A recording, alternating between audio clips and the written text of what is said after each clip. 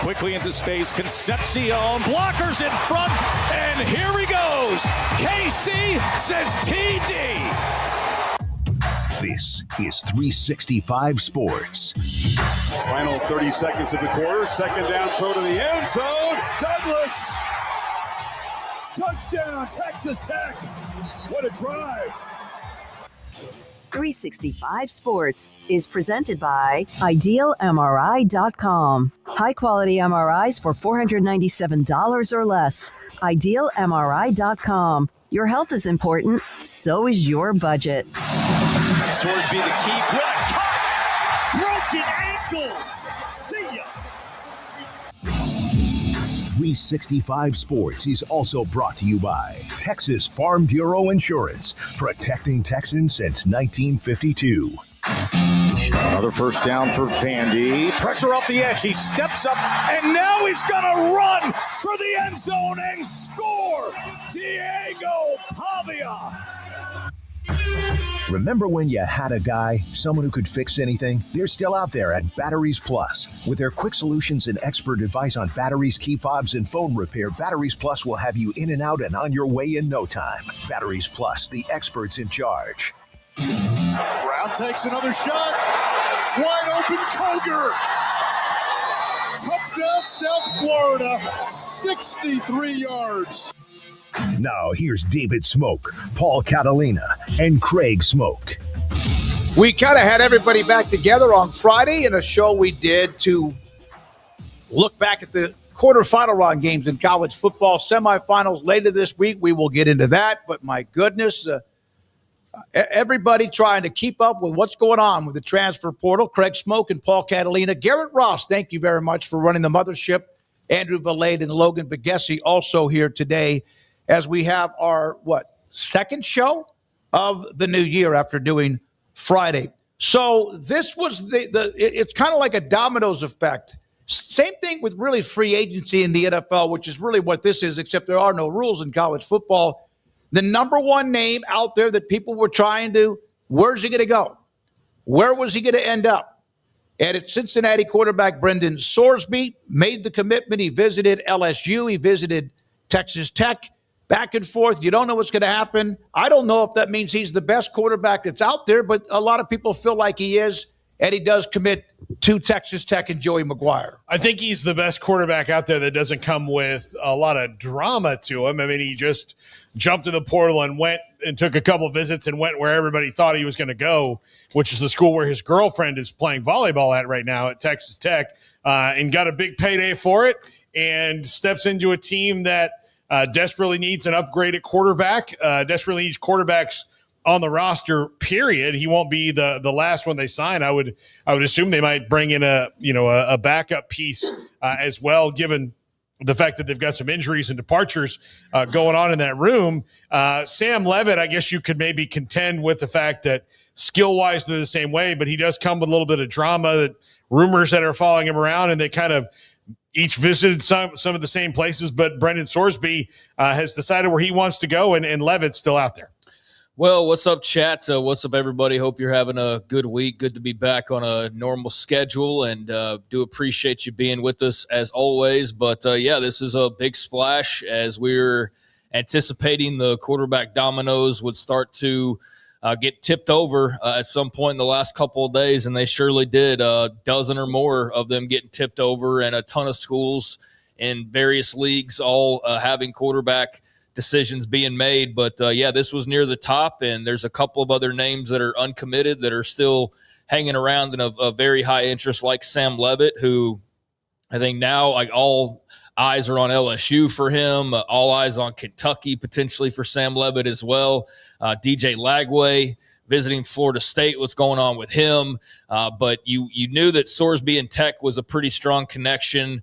There was, at the end of last week, the little bit of a flutter about, I mentioned the couple of Texas reporters who were talking about Sorsby to LSU, and maybe they were just hearing Sorsby's camp planting seeds about Sorsby to LSU, or maybe they were hearing his travel plans. But either way, I think his agent worked the system right because he got to visit both places. And if anything, he just drove the market price up that much further by visiting both. And so ultimately, we know Tech, there's not a figure that they won't match or reach. And I think that we don't know the final figures yet, but they probably set the market once again. And that's a discussion for later on, because I feel like there's kind of a weird dynamic going on with the Texas Tech story and Cody Campbell. And like, on the one hand, you're trying to save college sports. On the other hand, you're like, we'll pay whatever. We'll pay the highest figure. And I know it's you want to save college sports so that there are rules.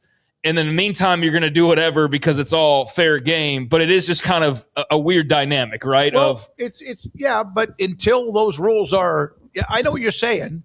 We want to save college athletics, but these are the rules, so play by them while they're at it. Right, and that's what I'm saying. It's a weird dynamic because they're not doing anything wrong, and I don't blame them, and I'm not saying anything negative about that, but it's just funny. And like, on the one hand, you're like, save college sports, and then it's like, we'll pay $7 million for the quarterback and reset the market, and we'll do that. And so they're kind of at the forefront of a lot of the discussion right now, both in the present and also what the future could look like. And I think they benefit either way, and certainly they benefit from getting Brendan Sorsby, who's a heck of a quarterback and a talent, and I definitely think he's an upgrade over Baron Morton. I don't know if he has the heart and soul of a Red Raider like Baron Morton had, but ultimately that didn't do much for the playoff run, so you hope that Sorsby's one of those guys that can be a key that unlocks even better version of Texas Tech that can go make a run in the playoffs. And certainly based on what Cody Campbell's tweeting out all weekend and the way they're kind of revving this thing up, they got a taste of the playoff, and now they are addicted to it, I think. And they're going to do whatever they can to not just get back, but to be a lot more impactful when they get there. And this is a step that moves them in that direction. Who is Brendan Sorsby? Is he the guy we saw against Nebraska in the opening game where he couldn't catch anything but a cold? Although he ran for nearly 100 yards, he does seem to have that desire, that will, that, the kind of that thing you want to get behind him. At the same time, Cincinnati lost 4 straight games near the end of the year, all the way to the end against TCU. Lost to Utah, Arizona, BYU, and TCU, all of them bowl teams.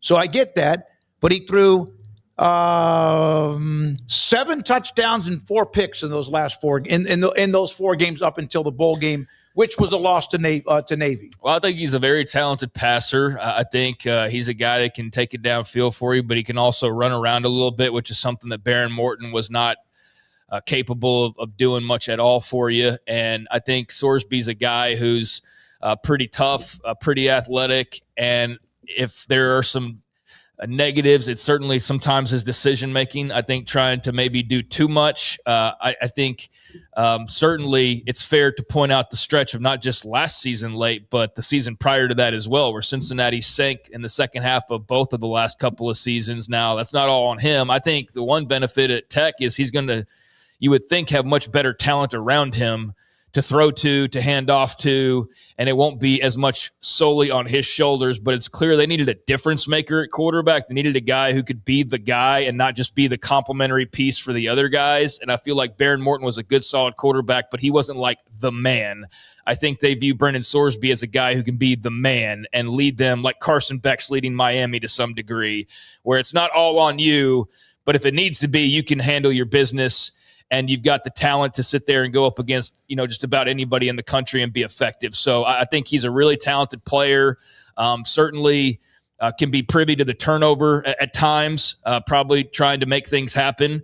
But he's an upgrade, in my opinion. He's not a surefire, well, they're automatically going back to the playoffs now, or they're going to win the national championship. But I do think they're a better team with him, and I do think you feel great about what they're putting together already, including him. He had only 5 picks. He threw 5 picks. He threw 4 of them in that stretch that I mentioned in losses to Utah, Arizona, and BYU. Again, all 3 teams were red hot at the time. 27 touchdowns. He also ran for 590 and also 9 touchdowns. So he does bring that. Baron Morton's not going to hurt you running the football. No, and look, or didn't hurt you because he's done. There's going to be better players around him at Texas Tech than there were at Cincinnati. So I think it stands to reason. And look, nothing, especially when it comes to free agency. We know that from years of free agency in professional sports. Nothing is for sure in free agency, in the draft, and all of this. But this is a very solid move for them in improving the room that was, really kind of the major difference in the game against Oregon. And you want to close the gap against teams like Oregon, you got to get better at what was glaringly the problem against Oregon. It was just Behren Morton was at his kind of peak of where he could be effective. No, at the peak. He was he had hit the wall before that game, and he was bad. Yeah, he was good at times during the year. But for those of us who had doubts along the way, that game kind of certified some things that have been said over the last few months and the year prior, and we had back and forth on that. I think Behren Morton's a great dude based on all indications, a great rep for Texas Tech. I think he's a solid quarterback, but he wasn't a difference maker to lead you to the national title game. And in the biggest game of the year, he had his worst game of the year. And it was unfortunate timing, but it also was a glaring, obvious thing that anybody watching that game, whether they follow the Big 12 like we do, or they follow Texas Tech, or they just follow college football nationally, you could be somebody who had never watched Texas Tech, and you would have watched that game and go like, probably is a better quarterback. You know what I mean? Look, the thing you want in a quarterback is someone who's not going to, one, get you beat, but two, if you can, when you get to this level of the playoff, you're in the last 8 teams in the thing. What you want is somebody who can win a game when they don't have their best day. Dante Moore did that against Tech. He didn't have he's not going to sit down and when they ask him, when people look at the best stats or the best numbers he's ever put up, that's not a game where he had that. But he won the game when he wasn't having his best day and was playing against an elite defense. Behren Morton didn't, and that's the difference in that game. Or just managed a game and made a big play when he needed to, like a Carson Beck. Yeah. Someone like that who didn't have 300 yards passing, but he was very effective, very efficient, was smart with the football, things like that. So, yeah, we knew after that game, it was pretty clear, Texas Tech's offseason to-do list. Go raid the portal again. And they've done that early on. Another big name out of the Big 12 and various others who have trickled in over the last 24 hours. But Sorsby was the big prize. And after some wondering about, this trip to LSU and where does Sam Leavitt fall into things and what happens if Sorsby does go to LSU, what does that look like? Ultimately, the girlfriend, I'm sure the package presented to him financially. And, the culture too. That all played into Brendan Sorsby making the decision to be a Red Raider, and we already know he looks good in red and black. Doesn't have to change too much there, and so congrats to Texas Tech on getting a pretty damn good quarterback. I don't think it's, again, a guarantee that all right, natty run incoming, but you add him, you add Austin Romaine, you add all these various guys are going to add, and I think you're already off to a really good start. Garrett, why did you smile when Craig was mentioning the girlfriend and he said package? What were you laughing about? I was just laughing at your face. Oh, okay. All right. No, yeah. Hey, listen, I almost forgot about the fact she was at Tech. Look, man, he's from Texas. He's from Texas. Yep. He's already played in the league. His girlfriend's now going there. And they offered him a lot of freaking money too. Let's not just pretend that this isn't reality. So, that's really hard to pass up that. That's like hitting the lottery ticket if you're Brendan Sorsby's girlfriend's here, money, good team, playoff run, fresh behind them. They need a quarterback. I could be the guy to be the missing piece. It's not hard to see where his decision was probably pretty easy, and I just wonder how difficult an LSU or anybody else made it. That's the details we probably won't know until there's some article written 7 months from now or something. But I think that Texas Tech found their guy, and they ensured they got their guy, and they got their guy. He was there, and then he left, right? Visited LSU. No, we don't know. Like you said, we don't know the story. May not know that. Maybe in the next few days, somebody comes out with maybe a diary or so. But I thought that maybe Texas Tech said, okay, here's what we're offering you. We don't want you to leave. You don't need to leave. If you do leave, we have to move on. But they were patient because sometimes you can let your ego get in the way that, hey, let them go dip their toe in a couple of other buckets of ice and see what they want. Well, and I also think, too, that they've let it be known in previous articles and stuff, they're not going to be outbid. I'm sure there's probably a scenario where somebody just throws something ridiculous out there for somebody, and they're like, all right, we're not going to pay $6 million for this outside linebacker or something crazy like that. They won't cut any deal. But I think if they really want a guy, like they clearly really wanted Brendan Sorsby, they're not going to get outbid by LSU. Like Cody Campbell and Dustin Womble and all these guys are not going to allow that to happen. So I'm sure they felt just fine when he went to LSU. Who knows what he even said? Maybe he said like, hey, I'm going to go there, and I don't know. But I'm sure there will be an article on him when they get ready for their playoff run next year, and it will detail how he ended up in Lubbock and all of the fascinating stories behind that. But regardless, after maybe a little bit of a scare and you wondering, all right, well, if Sorsby does go to LSU, like the rumors were hot on Friday, or like obviously with him visiting there was a chance of that. Where do you turn to? Would it have been Sam Leavitt, or would it have been somebody else? We won't know because, again, they got their guys. So Brendan Sorsby's a Red Raider. He's back in Texas. He's going to have a really nice year and a really nice team around him. And, I think he's probably one happy camper today. I imagine he's got to be one of the happiest dudes in the entire country because of what he's got now at his fingertips. Played at Lake Dallas High School near Denton and had a nice run at Cincinnati, but now he is a part, or will be a part, of Texas Tech. We will have a graphic that Paul put together a little bit later on about all the quarterbacks with the domino effect of Sorsby and then everything else on down. What's the latest with Leavitt? What's the latest with Lagway? What's the latest with a couple of other names? What schools don't have anybody at quarterback? Paul's been working on that throughout the entire weekend and also throughout the day now that some of the news has broken. So now let's get to this. The Big 12 portal. Who among those, you mentioned Texas Tech, Oklahoma State is having themselves a run. It's like I saw, and I don't know, it was a meme, but there was a picture in it. I hate this for North Texas, but North Texas has committed to Oklahoma State. Well, it's pretty much what's happened. Like exactly what everyone thought. They're having. You could say they're having a run. Well, he's just bringing his whole old team up there with him.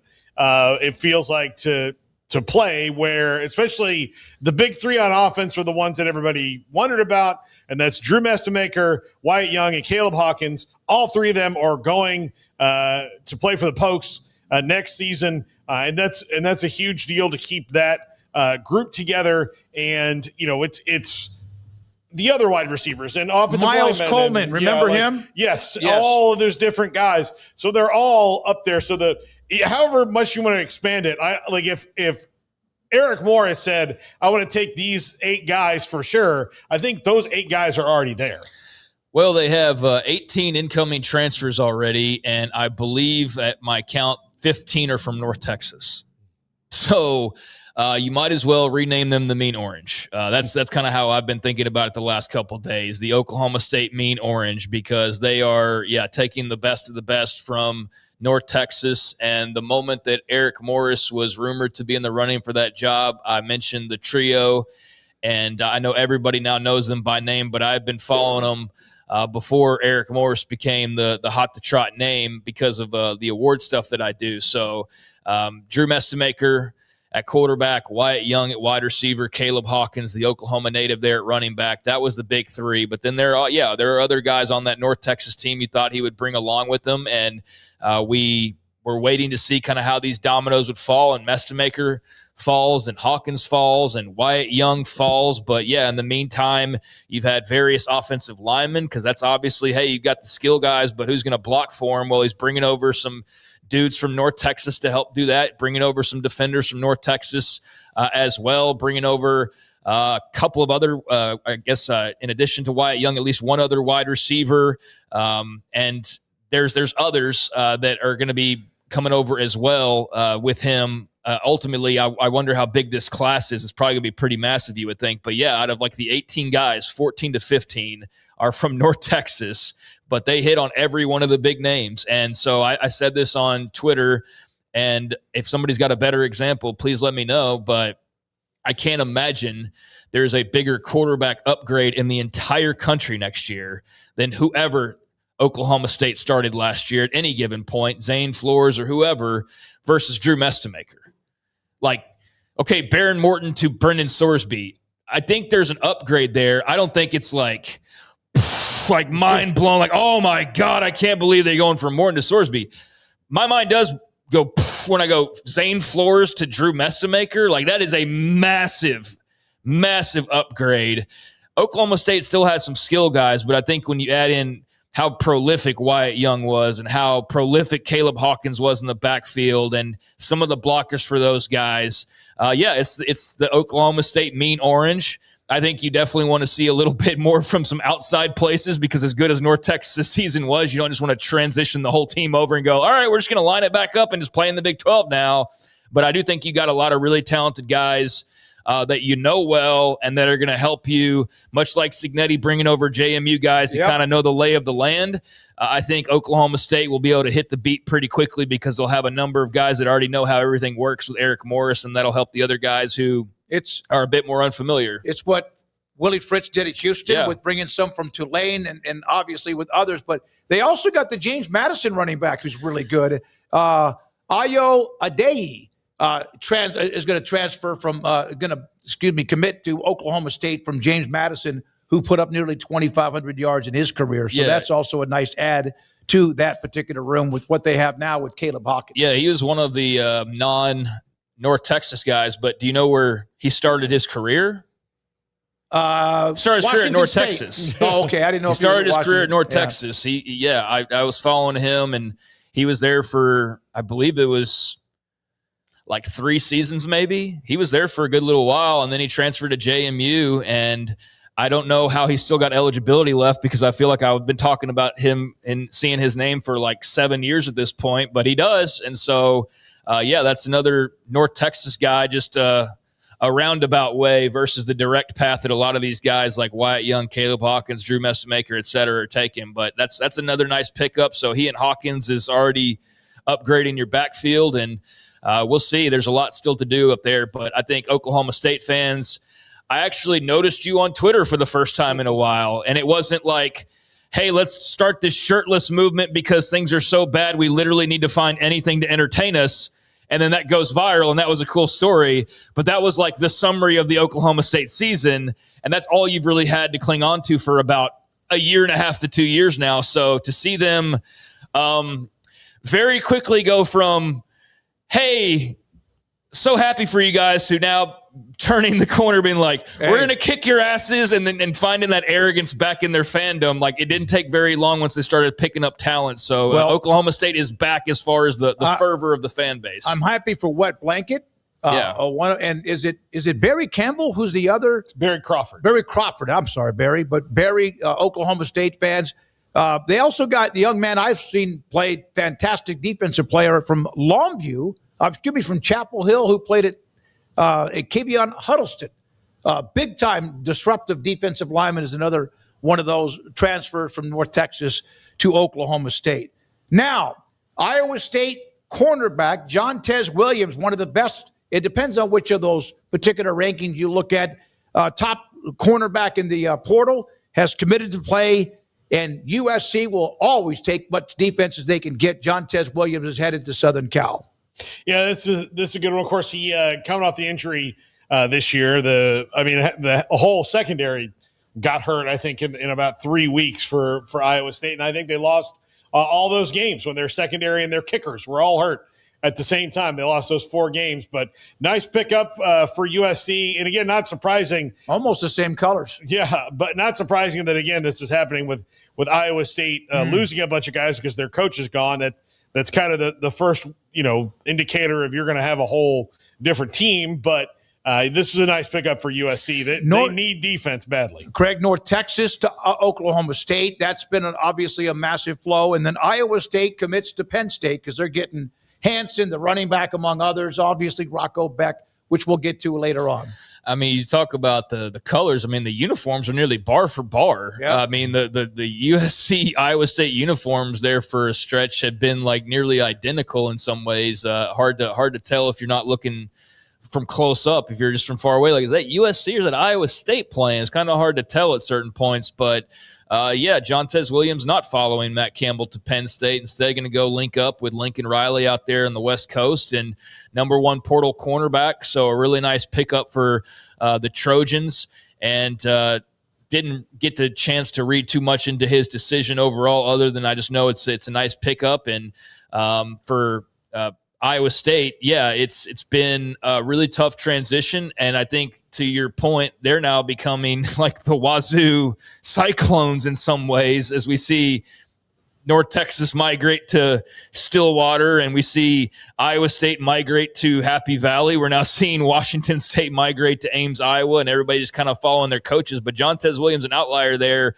But a lot of other Iowa State guys, Ben Bramer, Rocco Becht, all heading to Happy Valley, and Matt Campbell will have his core group of guys, much like Eric Morris will have his core group of guys to be able to work with and help lay the foundation for the new regime and the new era. And I think it's going to be just really fascinating to see all the turnover this past year with this carousel of just what this looks like in year one with so many programs upended and turned over. And it was a fascinating carousel. It's already shaping up to be a pretty fascinating 2026 season as well, especially with all of the parity. But, a lot of Iowa State to Penn State. Jontez Williams an exception. I don't want to act, and this is not me complaining about the portal, as I followed it like a lot of you, but I tell you what, a lot of people that are covering the portal, the media, oh my God, there's a bunch of them, that Max Olson, Sam Kahn, who am I missing? Matt Zenitz. There's so many that do a great job with covering the portal. And I got to the point where I had to just like shut my computer down and do something else because it was just, and this is just me enjoying college football, but I couldn't keep up with it. That's why others do it. And then they could put it in a nice little bow like Paul will do a little bit later on when it comes to the quarterback play. It almost, I'm not saying it was like I needed to take a shower, but it got to the point where I was like, my God, everything I see now on Twitter is about the portal, which I get it because college football is so popular. I try to like distance myself from the, oh dear God, like what's happening to the sport I love kind of stuff of this, because I do enjoy like just the mental exercise that it is for me following it around. And I thank the heavens for Max Olson, Sam Kahn, Matt Zenitz, Chris Hummer, yeah. Pete Nakos does a great job. Hayes Fawcett, like all those guys just really covering it in a way where it's very concise in spite of the fact that it's not like it's all scatterbrained. The way that they get out their information is pretty concise. So I appreciate that a great deal. And yeah, I enjoy it. I mean, it's hard. I wish it wasn't the way it was exactly, but I do think that it's very intriguing. You know, in NFL, when free agency starts, there's a little hit early, and then it kind of slows down. Then you start to pick and choose some of the best buys and bargains. This one here, and we're only, 3 days into it. Super chat, Kim Coulter. So why isn't the fact Sorsby isn't even the highest paid quarterback in Texas mentioned? By the way, Dustin Archambault is the other Oklahoma State fan that spends a lot of time, you're right, inside the chat. I don't know that he is or isn't. I have no idea. I'm assuming Arch probably is. But yeah. Well, but then again, he kind of deflects some of that, and I would think that in the end, yes, but I don't know what difference does it make if he's the number one or the third highest paid quarterback. He's getting a big, nice chunk of money because it's a supply and demand. Yeah, I don't know, and I appreciate Kim as always. I don't know what he's getting at exactly with that part of it. I would assume Arch Manning is probably the highest paid. I don't know how much Marcel Reed's making to return to A&M. I kind of thought his return announcement was a little bit unnecessary, if not all the way unnecessary. But I get that. You just want to feel included. I mean, I get that it's also somewhat the school guiding these things because it's like, oh, get excited, Marcel Reed's coming back, and you very much have these like announcements that are promotional, and it's good in that way to have the return announcements in addition to the I'm leaving announcements, in addition to the portal comings and goings, and in addition to your contract extensions and your new assistant coaches and all these various things that are going on for a lot of these programs. But yeah, I mean, we would actually need to see figures. And in this sport where there aren't really any rules regarding that, unlike in the NFL where Adam Schefter would be able to say Brendan Sorsby's making 2 years, $7 million or whatever, we're not really privy to that. So I don't know what the number one guy is. Maybe it's Mestamaker. But maybe it is Mestamaker. Well, I don't. Texas now though. Huh? He's not in Texas. He's not in Texas. No, I know that. Yeah, I just don't know. Like as far as what Kim was saying, I don't know why it matters whether he's the highest mentioned. To me, I don't. It does. It may be a little bit. Hey, don't talk too much about the money with him. No, it's a big part of it. also the fact he's from Texas, as you mentioned. His girlfriend goes there, and it's a hell of a program to be a part of right now. And congratulations to Brendan Sorsby for what he's getting, and also Texas Tech for finding someone with Hammond, of course, out. They do have young talent that's coming in through those high school recruiting classes, but this one here, you are set with Brendan Sorsby. When we come back, we will look at the rest of the quarterbacks. A bunch of them have made their decision. A few pretty big names have not. What does that mean? Are they looking around? There's not as much interest as people thought. We'll do that. Plus, hey, Indiana's on a heater, not just with their football team, but also with what they did in the transfer portal, that and more. And this is 365 Sports. PettyClinicLowT.com. Dr. Kent Petty can help you become the high-performance man that you want to be, need to be, and used to be. If you feel like as you're getting into your 40s, mid-40s, even maybe takes a little bit longer than that, you just don't feel right. Well, first of all, Father Time wins in the end, but maybe not like that. We're not talking about your clock is ticking, but you don't have that same energy. You don't have that same, just something's wrong, or you don't feel right. And yes, you hear a lot about sex drive and ED and all that. That could be it too. 1 out of every 3 to 4 men have symptomatic issues of low testosterone, and maybe that is now you. Dr. Petty can help you find out if that's the problem. Contact him, PettyClinicLowT.com. They will get in touch with you, the clinic, and set you up to get your blood work and take care of that. And once you give your blood work, they get the results, get back in touch with you, and look at where your number is. Is it 200 or 300, which is too low? Is it 1,100? That's too high. Where is it compared to what it should be? And if your testosterone level is too low, Dr. Kent Petty can put you in a program, an option to increase your testosterone level so you can become the high-performance man that you want to be, need to be, used to be at PettyClinicLowT.com. My go-to guy. Can you fix my smartphone? Yes. Do you have car batteries? Yeah. What about golf cart batteries? Of course. Battery from a T-fob? Absolutely. My boat? Huge variety. Toy boat? Sure. Motorcycles? You bet. My apartment building? Whole building. Do you have batteries for my party lights? Yeah. Batteries Plus, the experts in charge.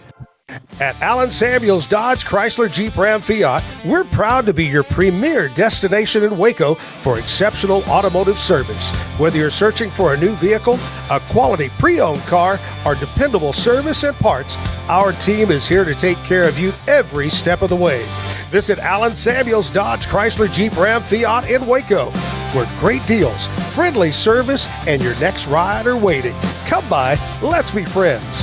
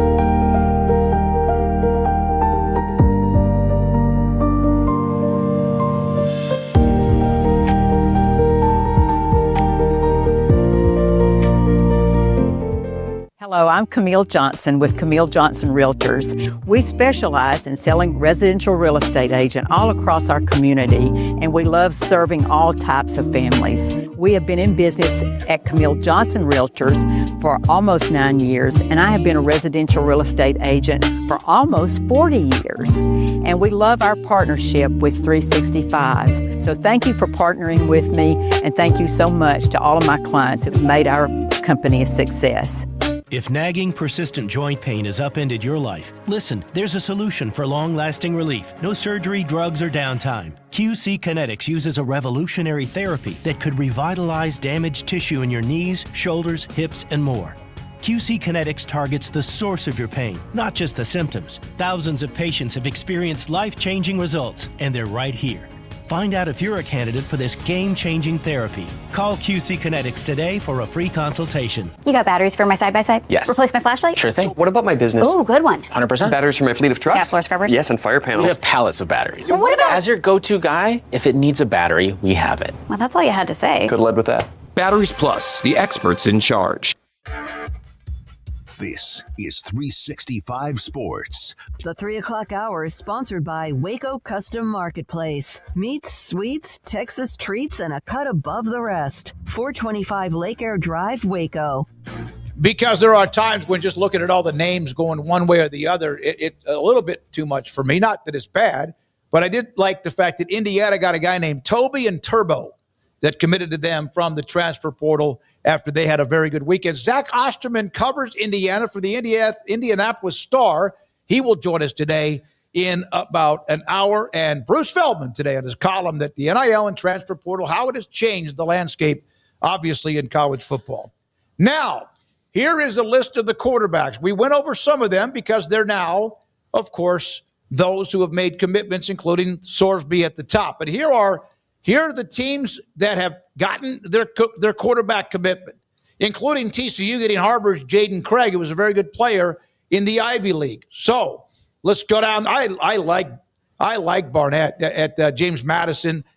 Dual threat guy, UCF need the quarterback, so there we go. We can go over all of them or just some of them. Your thoughts? Well, we can skip Tech and Oklahoma State because we just did that. Yeah. So if people want to know what we think, you can rewind. Well, I think, again, I'll say it one more time, Oklahoma State had the biggest quarterback position upgrade in the entire country, and I think that it is arguably one of the biggest positional upgrades in the entire country, going from their committee basically to Drew Mestemaker, and then Brennan Sorsby is arguably the number one guy, not necessarily in the portal, but he's like a top 5 portal guy, and he's arguably the number one quarterback. So Texas Tech also with an upgrade, which is saying something considering how good this year was, the fact that they're out there very publicly saying we're just getting started.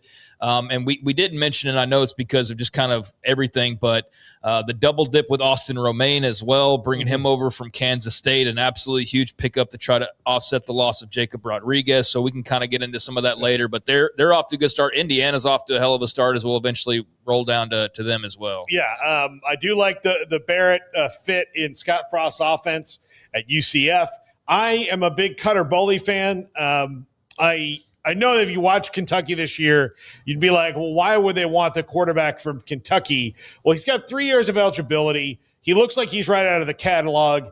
And if you look at the offense, like, he was a really bright spot in a crap offense last year and is about to go work with the best quarterback developer in the country.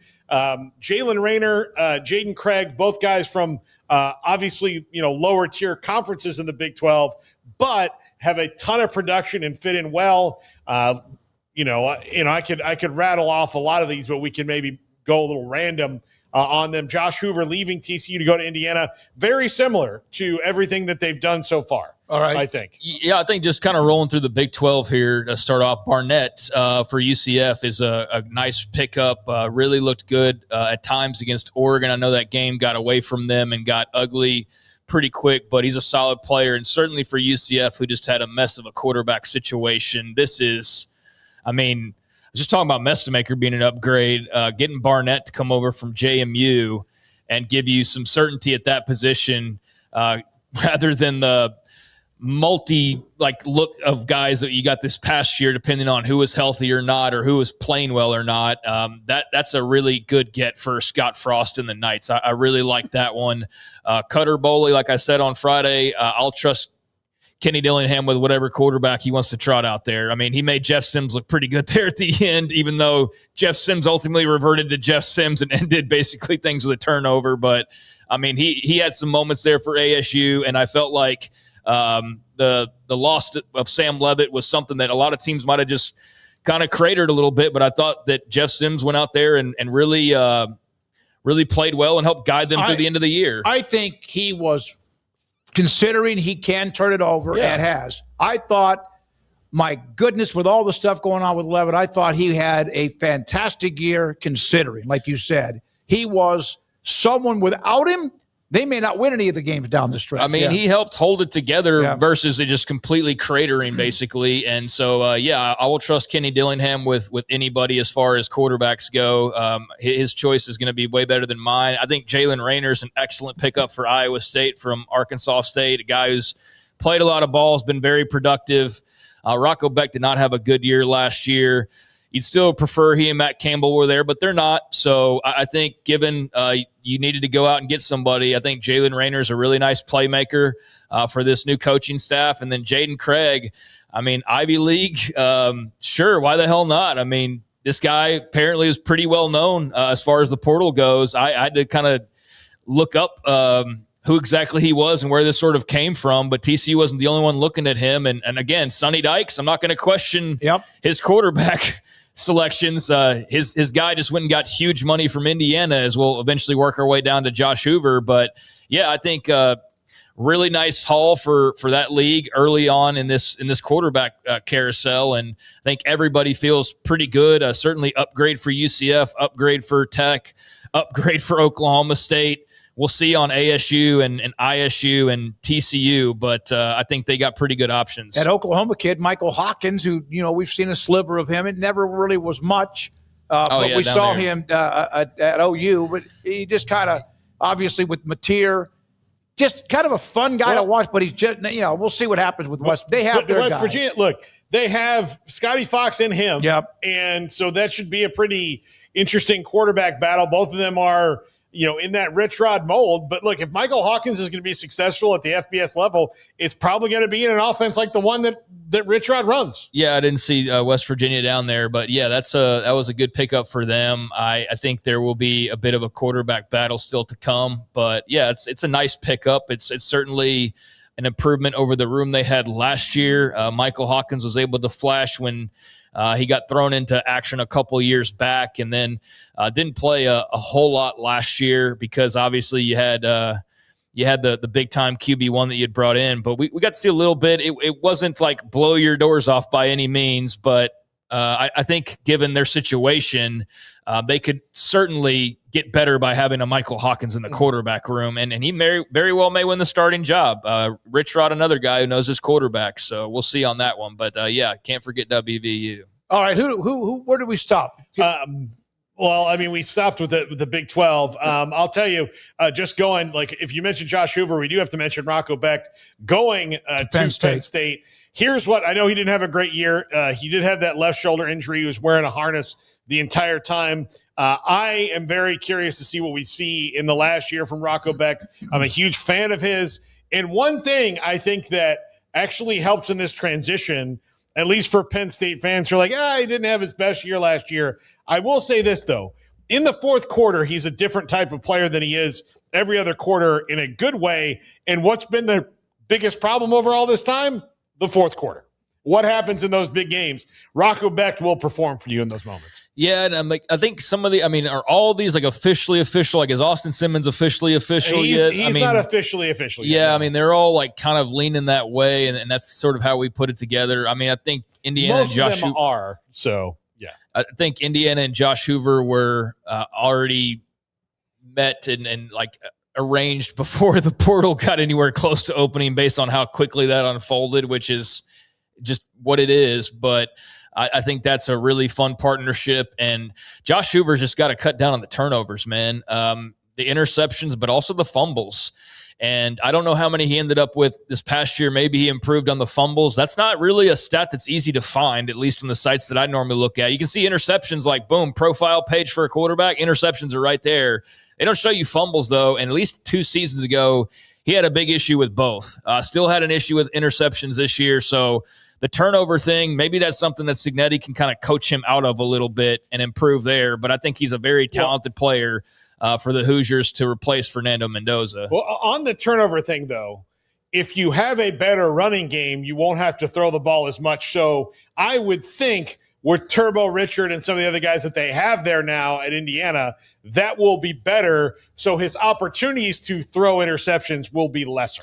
You would hope so. And I think some of it will take some coaching out of him too. But Rocco Becht to Penn State, this a natural fit. I don't know really what to expect from him based on this past season. And there was a lot of things in play there, but it makes a ton of sense with Matt Campbell taking over. So, yeah, I don't question that. I just don't really know what to anticipate as far as Penn State in year one and with Rocco Becht at the helm, other than they'll know what they're doing. They'll know the offense they're running. Got to help Matt Campbell and his coaches to know what they're going to get. Yeah, I mean, Taylor Mouser and all those guys, I mean, they know him as well as anybody and vice versa. So, I mean, it makes a ton of sense. I'm just not ready to go like, all right, pencil him into the Big Ten title game. Whereas with Texas Tech and Brennan Sorsby or Oklahoma State and Drew Mestemaker, go ahead and give them about 4 extra wins than they had this year. At least, I think you can say that there's pretty clear upgrades. I think with Penn State, it remains to be seen how healthy is Rocco Becht, kind of where's his head at after a pretty rough 2025. But obviously, yeah, there's a lot of familiarity there that should bode well for them. Which of those names, whether we've mentioned them or not, are probably not getting enough attention for what they could mean to their next team? I don't know. That's not really something I've thought about too much yet because the names just keep trickling in. I mean, I think they're all pretty interesting. I don't want to act like every single one of them some grand slam home run or anything. They won't be.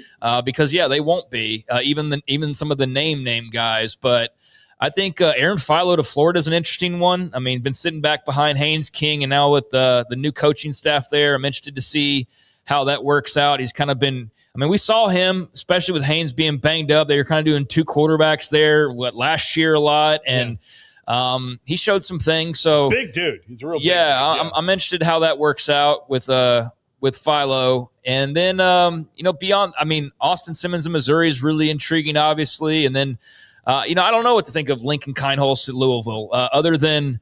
Hey, Ryan Day knows quarterback. That's the thing. I keep defaulting to it, but it's like I'm going to default to Ryan Day and Kenny Dillingham and all these guys who know quarterbacks that they're getting a good quarterback for their system. So Ohio State wanted him. Louisville can't be any worse than Miller Moss. You also got the great news with your running back situation. So I think Louisville had a really good weekend. Lincoln Kineholz, look, he was there last year and kind of got passed in the depth chart. Lincoln passed him. They went and got Will Howard to to be there. And so he wasn't going to start. Then this year they get Julian Sayin. He lost. So he needed to go someplace. And look, I trust Jeff Brom, good quarterback developer too. I don't put him quite on the level as, Day and Dillingham and those guys, but this is someone they'll have probably a couple years with and was a really high recruit who just gotten passed at the place where you get this passed. day and age, you can get passed stuck at Ohio State and get stuck. All right. So I think that one works. I'm curious about North Carolina, like letting Gio Lopez go, and that wasn't good for Gio Lopez, but I don't think it was Gio Lopez's fault. Their team wasn't good. They signed a really high recruit last year in Bryce Baker. He jumped to the portal. And they went and got Billy Edwards from Wisconsin, who wasn't really good at Wisconsin when he played there, and he was hurt. He wasn't great at Maryland either. I just feel like that's not a quarterback name. But I think like the UNC thing, I just feel like this is Lombardi and Belichick, trying to reinvent the wheel and tell everybody that they're smarter than everyone else. I don't think he's doing that now. No, but I mean, like they're always going to do that. That's what they do. I know, but he also didn't forget how to coach. But I think he's been humbled quite a bit. I don't think so. I don't think that's possible for him. Caden Hauser, very productive at East Carolina. Same with Colton Joseph at Old Dominion. Wisconsin really has to make it work.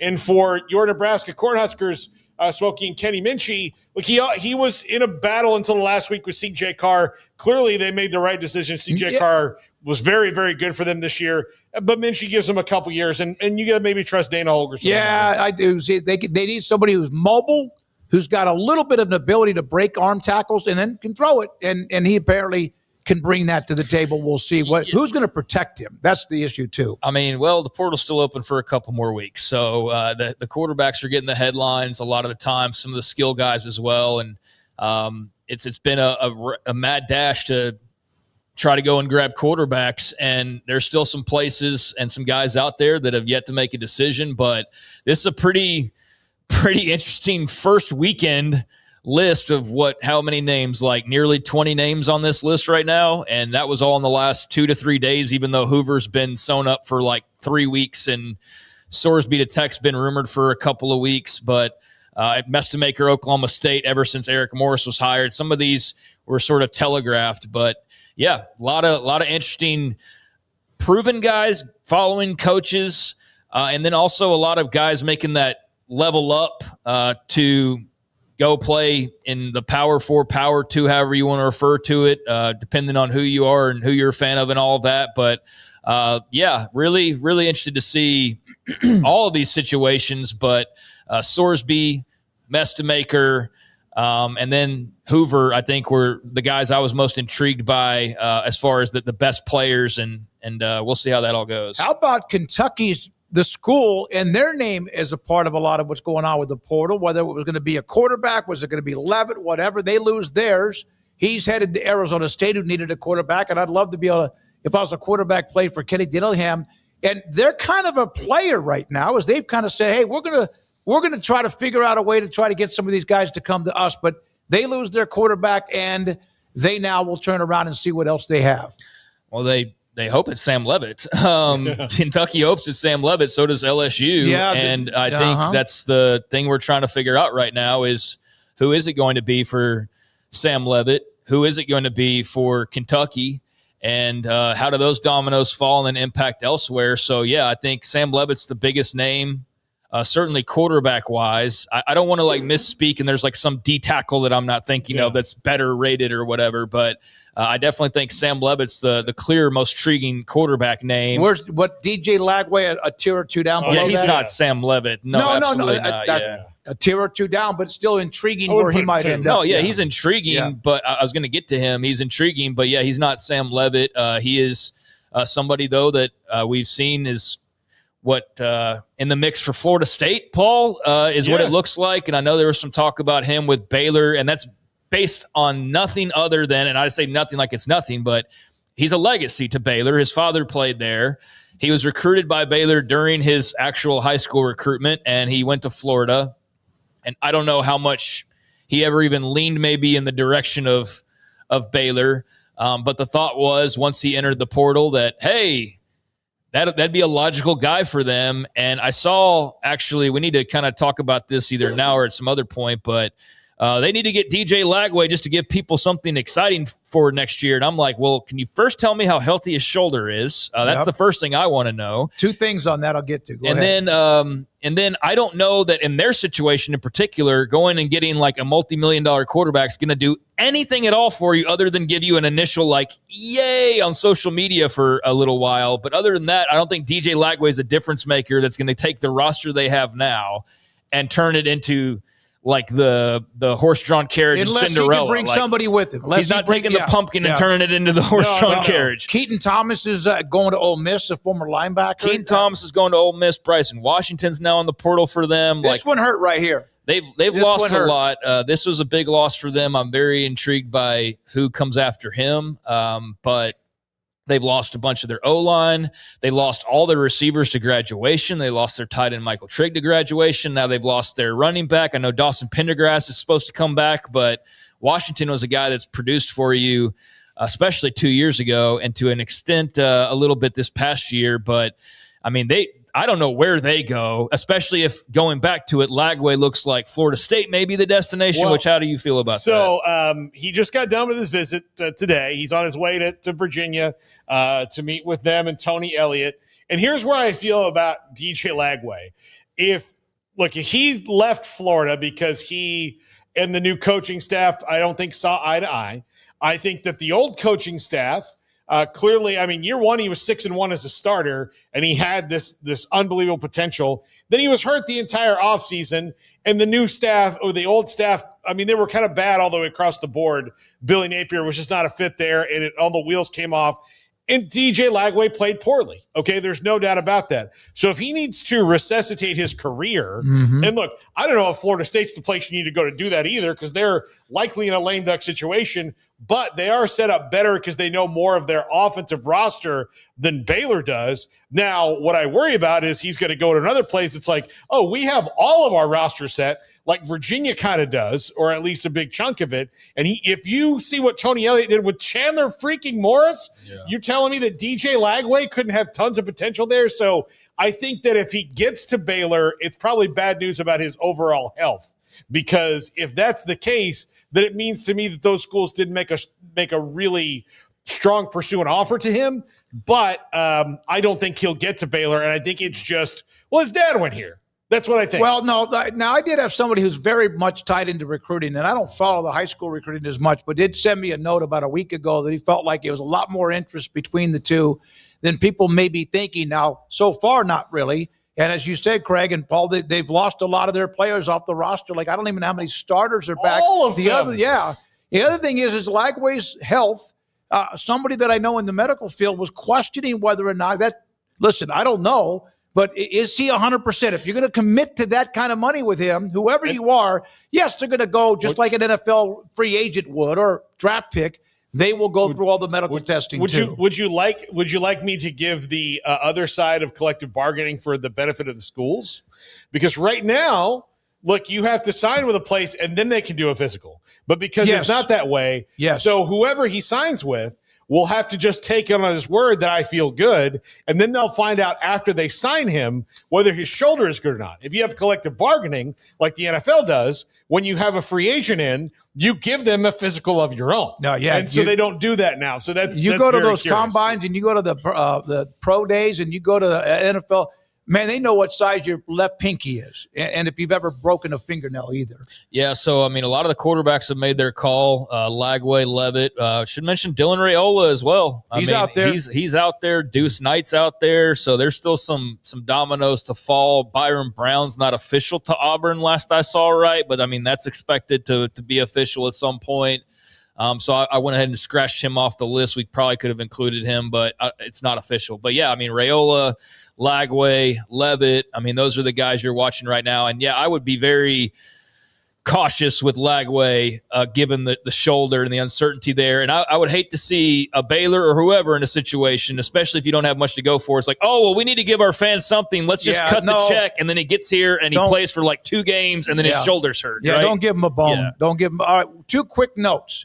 Clanderman, the new defensive coordinator for Baylor, they have not yet brought anybody from K-State's defense in the portal. That kind of surprising because they've had a few people moving around, including Romaine going to Tech. Texas Tech losing 27 sacks from Bailey, Height, and Hunter. They have signed players who had 27.5 sacks last year in White, LaVenture, and also Butler and Fleming. Now, that doesn't mean they all perform the same, but a couple of intriguing notes from the portal. Yeah, Tech's off to a hell of a start as you expected they would be. I mean, Romaine was the big first one, and then Sorsby. But yeah, in between and after, they've continued to just clean up with a lot of impactful guys. And Trey White was one of the big early targets that you wanted. Wendell Gregory's going to come too. Yeah, I think. And then we need to have a conversation about and I've seen this conversation kind of bubbling, but how healthy is it if the school that's already at the top of the league suddenly poaching the best players off of the other league's rosters, which if they had gotten Omarion Miller, I think that would have been a more legit conversation. But Romaine, and then you go get Sorsby, and now you're going to go get Wendell Gregory. And then if you would have gotten like an Omarion Miller, it's just sort of like, hey, nothing against what you're doing at all. It's all in the up and up. But, like, is this good for the league, though? You know what I mean? That's the kind of conversation we'll have to track depending on. Not everybody's from the Big 12, but they are some good players coming from the Big 12. And that's why it needs to actually, like, clarify. It's not like they're the only ones doing that, taking from within.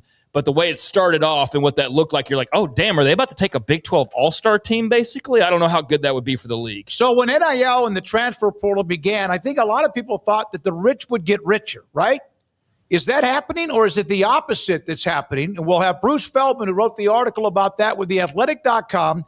He is next, and this is 365 Sports. The Baylor Club, brand new year, and all sorts of events they already have planned in January, February, the one we do with student-athletes in high school that are amazing student-athletes in May.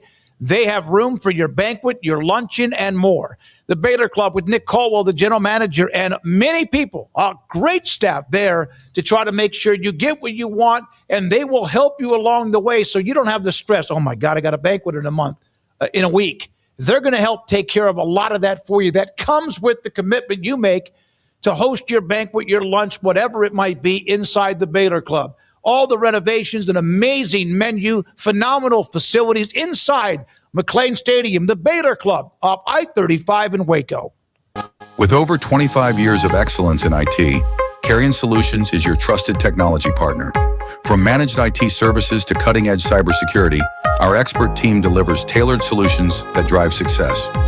Our portfolio includes products such as Veeam, Bitdefender, Microsoft, Cisco, and Fortinet. Call David Carrion and his team of experts. Call 888-522-2221 or visit us at carrionsolutions.com. At BK4, we step onto the field every day for our customers. Here, legends are born and glory is earned. The spirit of competition unites us all as we stand as one. It's more than a truck, it's a passion. Get ready for the thrill, the triumphs, and the unforgettable moments that only BK4 can deliver. Are you ready to experience better? BK4.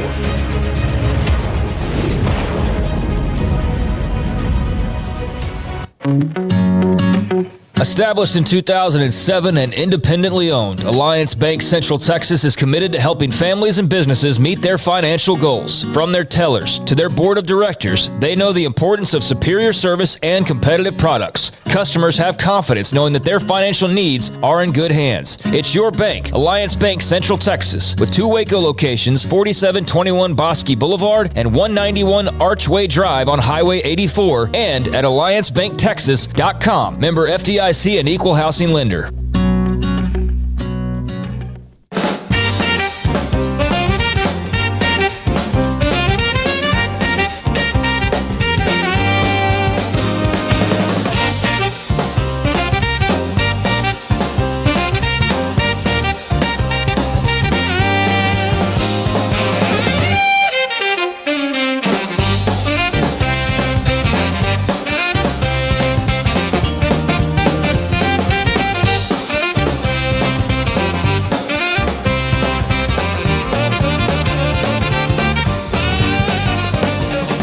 It's football season, and we can create your outdoor tailgating spaces that is actually a part of your home. Bifold doors that tie in the inside and the outside, and you can gain anywhere from 1,000 to 5,000 square feet living space, all while taking in the big game poolside. Call us at Gather & Co. Kitchen and Bath, where we can create your unique tailgating space. This is 365 Sports. 365 Sports, this 4 o'clock hour, and Bruce Feldman, the great writer for theathletic.com, joins us with Craig and Paul. David Smoak on 365 Sports. The title of the latest column, the SEC's dismal bowl record this season, points to a fundamental truth: money matters. It's about the NIL, it's about the transfer portal, and it's about what we see now with teams that otherwise weren't competing. And Bruce joins us on 365 Sports. Bruce, you can see the change in the bowl records, although there's always that narrative. Yeah, but those games don't count, the opt-outs or whatever. How surprised were you with some of the coaches on record, like Brett Bielema was at Arkansas? Didn't do well there, but they're winning games, Illinois, against the SEC and doing well. As you said, there's a piece of this, which is the bowl games, and you can say, all right, there's some opt-outs and that kind of thing. And one of the coaches I talked to used to be an SEC assistant. He said, look, I don't put stock in the bowl games because they're really exhibitions. But if you don't, look at the playoff. You go back since 2024, the SEC teams right now, if you want to include Texas, because that's where they've been the last 2 years, they're 3-7 in the playoff. The games that really matter. Now, the game I was at the other day, the bluest of blue bloods in the SEC, Alabama, got absolutely annihilated by Indiana, lost, by 35 points. You go back last year, you saw Georgia lose to Notre Dame by double digits. You saw Tennessee lose by 25 to Ohio State. You saw Texas lose by 2 touchdowns to Ohio State. So it's something that a lot of coaches have noticed, right? Because the reality is, for so long, the SEC had been beating its chest about how it just means more. And it was this dominant, all the most dominant teams. But the top of the SEC is no longer the superpowers. There's parity. And we're seeing it now because, as a lot of coaches have brought up, it's like to a lot of folks, NIL stands for now it's legal. And they said, back in the day, it was a dirty secret that the SEC may have been playing by a different set of rules. And now you can play players through the front door, as one coach put it, and that has been going on. And I think that's led to the talent spreading out all over the country, not just in the SEC. Bruce, I'm noticing something out of the SEC. And look, their propaganda machine, or like what's legitimate and what is, just the party line, is still kind of spinning at the same rate, even though the numbers don't back them up like they used to just 3, 4, 5 years ago. Is that because Greg Sankey and the rest kind of realized that, hey, if we kind of admit how it is, then maybe we're going to lose some of our sway? Yeah, maybe there's some of that. I don't know. Like right now, I think it's been a very eye-opening problem because it's on the micro piece of it. Nick Saban retired in part because, and he even told folks this, that, the landscape had changed and now you're dealing with the portal and you're dealing with players who are getting paid and everyone's a free agent. And I think that was tough on him. And so he stepped down, and obviously Alabama is not what it was just a few years ago. And so I think on that piece, it's noteworthy because those are headliner games. But then you look at some of the other things. I mean, the one program that's still alive in the playoff in the SEC is Ole Miss.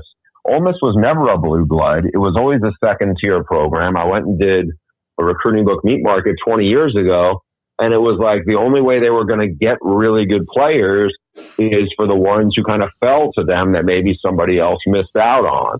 And I think now it's much different landscape where some other programs have propped themselves up, and a lot of the top ones just aren't quite as strong. So I think they're really reeling, trying to figure out, kind of how to spin this. I mean, Ole Miss has turned into this fascinating soap opera because the head coach left and bailed on his team right before the playoff and went to like their second biggest rival, being Lane Kiffin, going to LSU. And so you got this other weird subplot that's lurking around the SEC where you have half the staff is going with Kiffin, yet they're still coaching in Oxford, yet at the same time they're trying to recruit for their new program. It's just a really, really fascinating dynamic that Greg Sankey is presiding over. Bruce, it's so funny you mentioned your book, Meat Market, because I was thinking about that before you had even mentioned it. But if you had to write an updated version now, would it be Money Market? Would that be the title of the updated book? Yeah, it would have been much different. I remember there was stuff you'd look into, and it was very hard to get anything on the record that we could actually print when it came to some of the allegations or different things. But right now, I don't want to say there's nothing going on that, like, there's a lot of stretching of the rules because, how some of these things have gone in. I think no one's surprised that there are, the NCAA can't really put guardrails on. It's tough to enforce this stuff. And what has happened, and this is the part that I think is probably way different now than it was a long time ago, which is it has given rise to all of these like NIL agents who are new to the space.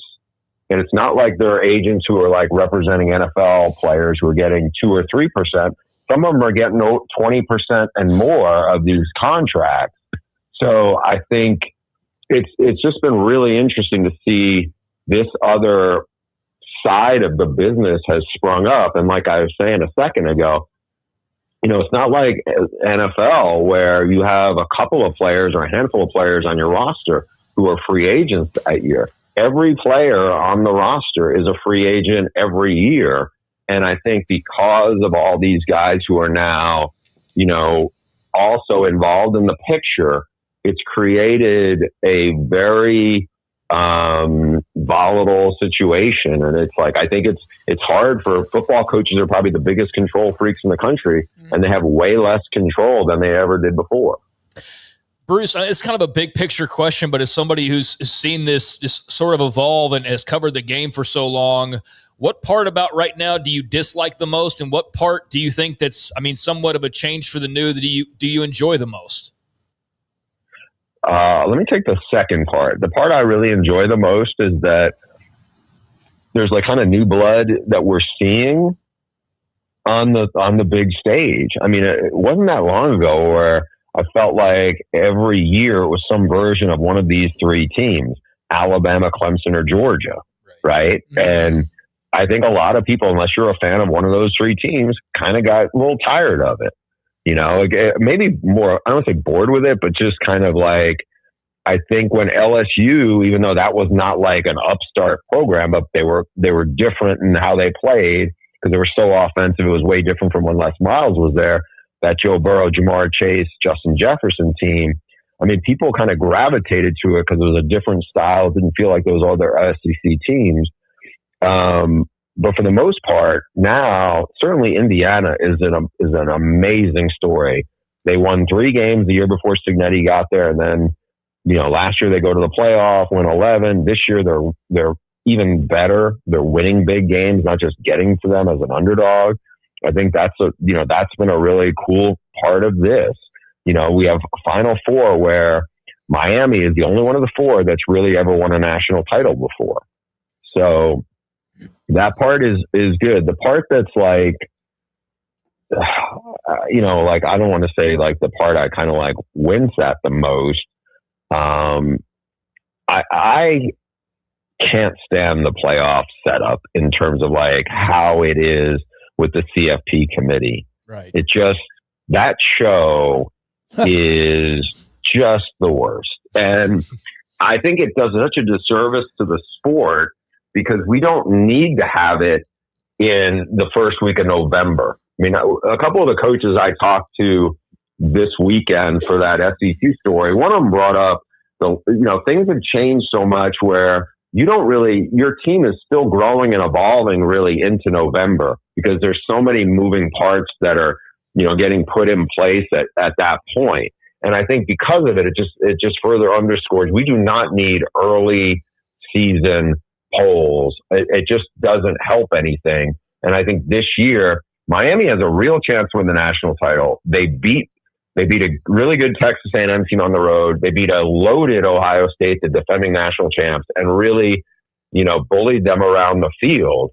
They almost didn't make the playoff because of something the committee was going to stick on from the first rankings. And to me, that is the biggest thing that needs to get fixed, and a litany of things that probably need to get adjusted. Bruce, like, what would be the matter with kind of combining, the BCS and the CFP and taking all the best parts and then getting us to the end, where, I could see where you do 2 shows. You do one before championship week and you do one after to kind of set the stage for what's going on and what's at stake. But it also would mean having to, state that the championship games mean the same for everybody, right? Yeah, I don't, it's funny. There was things with the CFP, obviously it was much smaller. You had 4 teams. You had, back then you had computer formulas from the BCS and before that. And, I don't know how I feel about having a more of a computer, like a less biased version than what we have now, or the human element of it. Because I just don't think you're ever going to get it right, or you're always going to tick somebody off in the process. They go to 16 teams. That's just going to be more teams that like have more flawed resumes that are going to get in. And I think that because of that, you're going to have even more teams that feel like they're aggrieved. So I think that's just the situation we have. The one thing that to me would be critical is I'm a big believer in the head-to-head piece. Now, if it's a head-to-head that holds up over, the records aren't the same, that's a different story.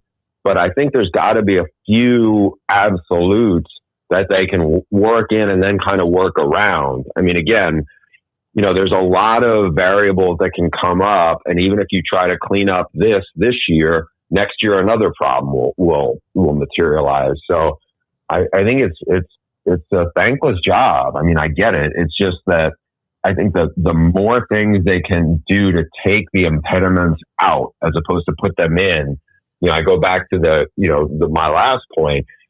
I think they felt like, or somebody had told the CFP folks, the drama and the debate will be good for the sport.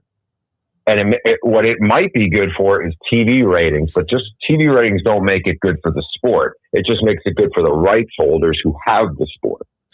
Yeah, Selection Sunday should, in my opinion, be a day where we're celebrating, and there's a couple of fan bases that are obviously ticked off they didn't make it, but that's just the way that it is. But it should be a celebration of the sport and like, awesome, here's the playoff and here's the bracket. And instead, the last 2 years, it feels like everybody's just like, this sucks, this format sucks, everything sucks. And that's just not a fun place to be as a college football fan when we should be at our most excited for what's to come. Yeah, I mean, look, Notre Dame was a great story last year. And then I felt like for like 3 days, the first day when they got snubbed, and I do think they got snubbed, I think, they should have been in probably at the expense of Alabama. But then, they didn't play in the bowl game. That's their right. And then there was like their AD spoke to, I forgot who, maybe spoke to Yahoo and Ross Dellinger. And then the next day, the AD went on Dan Patrick and said more. And then he was going to have a press conference the third day. And after a while, I was like, boy, this all of a sudden now Notre Dame has gone from being somebody everybody, a lot of people had looked at differently. And now all of a sudden it was like, this feels too much. And so I feel like what you're saying is true. It should be a great day to celebrate the sport. And at some point it feels like an airing of the grievances. So the portal opened up on Friday at midnight or that morning. And you look at the names right now that have the highest team rankings based on, of course, different sites. And it's still that lean now of Indiana, Texas Tech, Oklahoma State rating Eric Morris's former team and a couple of other schools. And you don't see many of the blue blood names at the top of the transfer portal rankings, at least not yet. And I think that just continues to validate what your article's all about.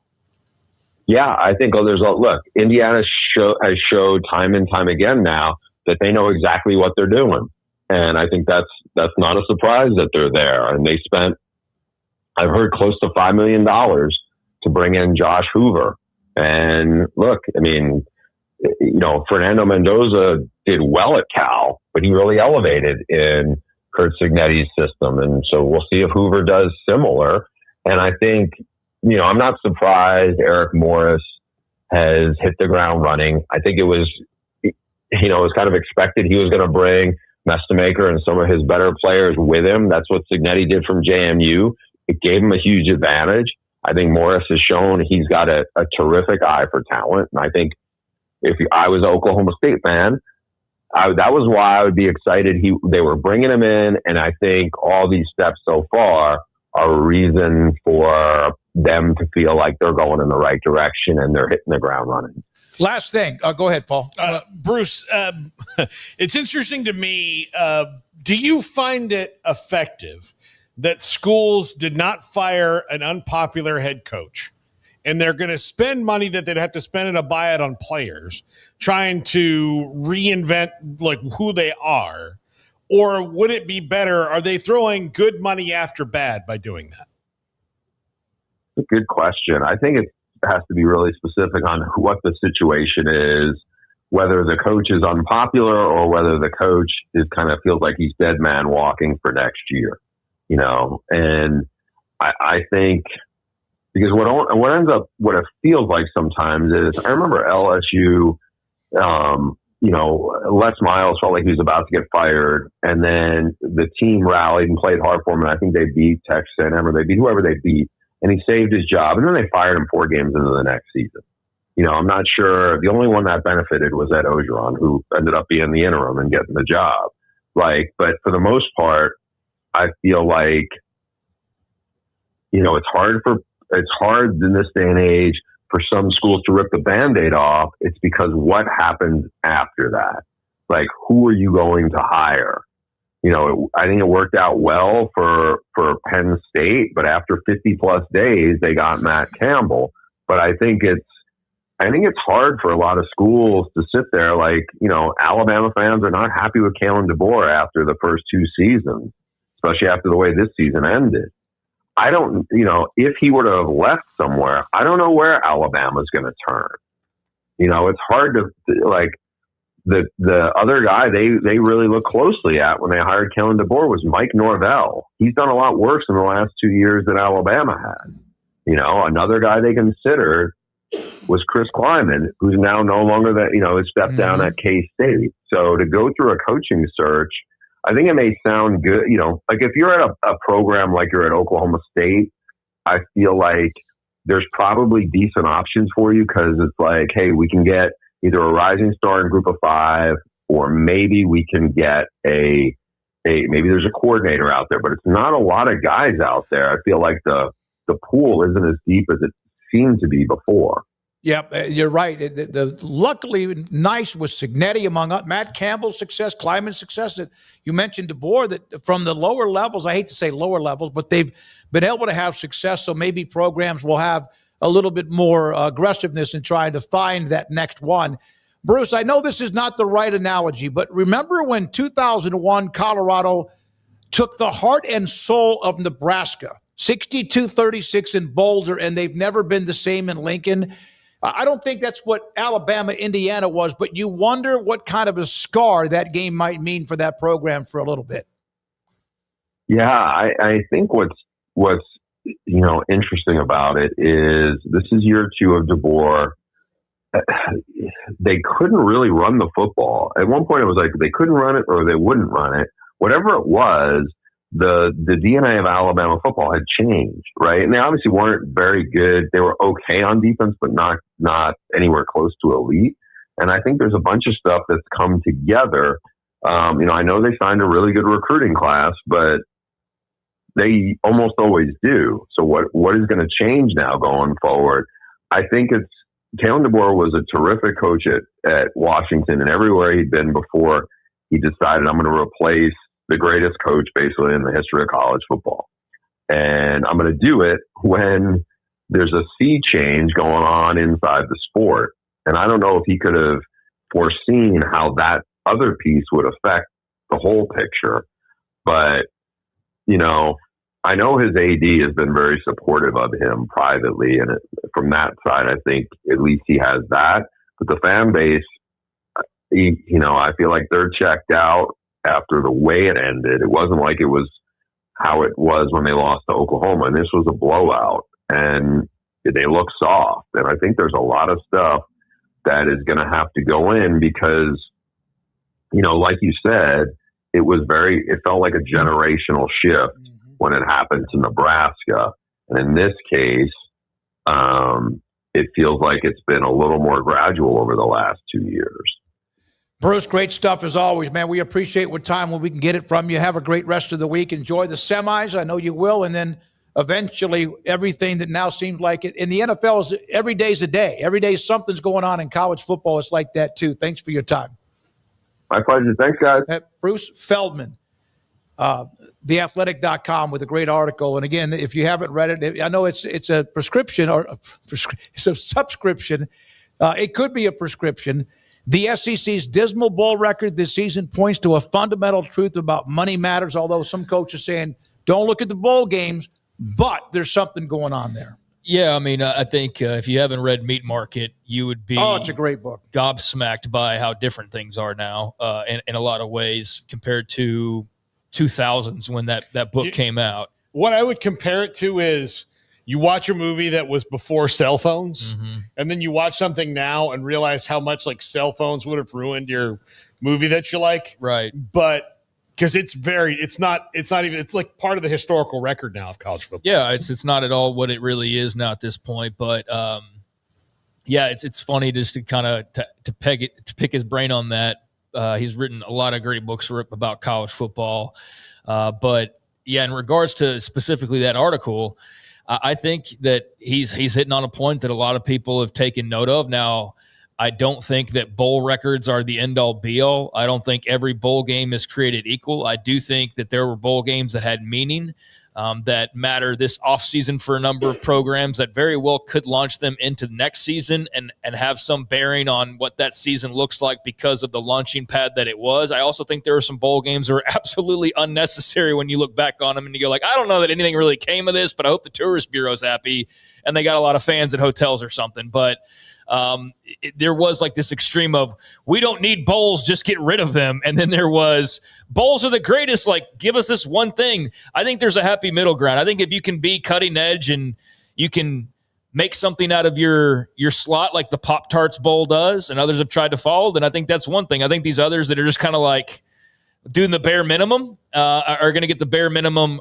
response to that. But one of the things that has been like the talking point throughout all of these different results, whatever bowl games you do or do not place importance on, is the SEC and their bulletproof vest that's suddenly taken a lot of shots and is not guarding them as well as it used to. And in fact, it's got some holes in it now.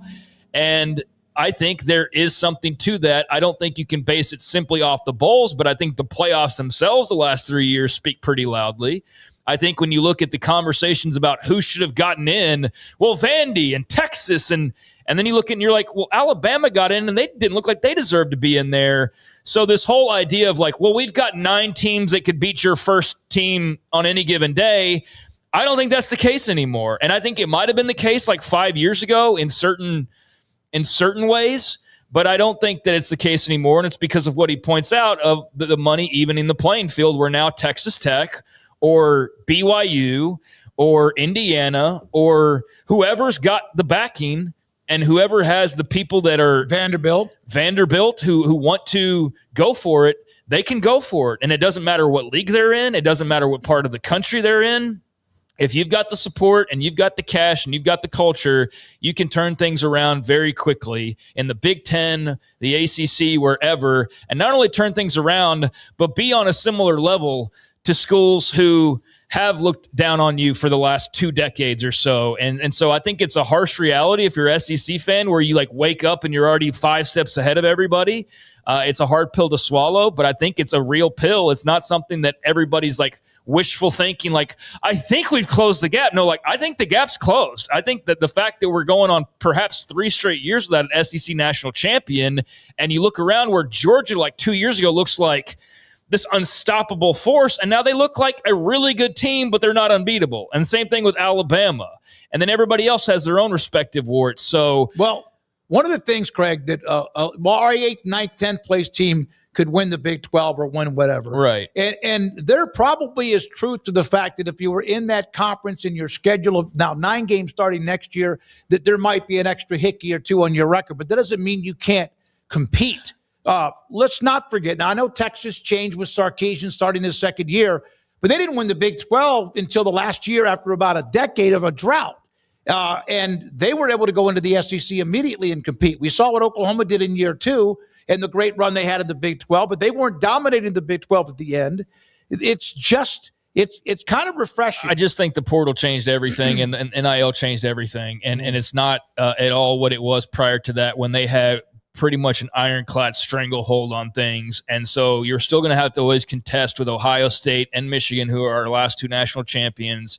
But you never thought that Indiana would be looking eye to eye. You never thought Indiana would be kicking Alabama's ass. I would have put you in a padded cell. Kicking Alabama's ass and making them like it. And that's just something nobody could have really foreseen unless you did see like, hey, this is going to completely change and even things out. Now, you don't just show up and it's there. Again, you have to have the people in place at Indiana, in Bloomington, in Lubbock, in Tempe, or wherever to push you in that direction. But if you've got those people, you absolutely can turn a team that doesn't have much history or who hasn't been good for a while into a team that can go compete, go make a playoff, and yes, even contend with Ole Miss or Bama or whoever on any given year if you have the right support. And that's just nothing that was realistic 5-10 years ago, but it is very much realistic now. No, I had I'm not going to toot my horn too much here. I didn't see it like moving. I thought it would be more of a longer process because I did think that there would be some sort of rules that would be enforceable to slow it down. Right. I did not foresee the NCAA having no legal leg to stand on when it came to anything. About.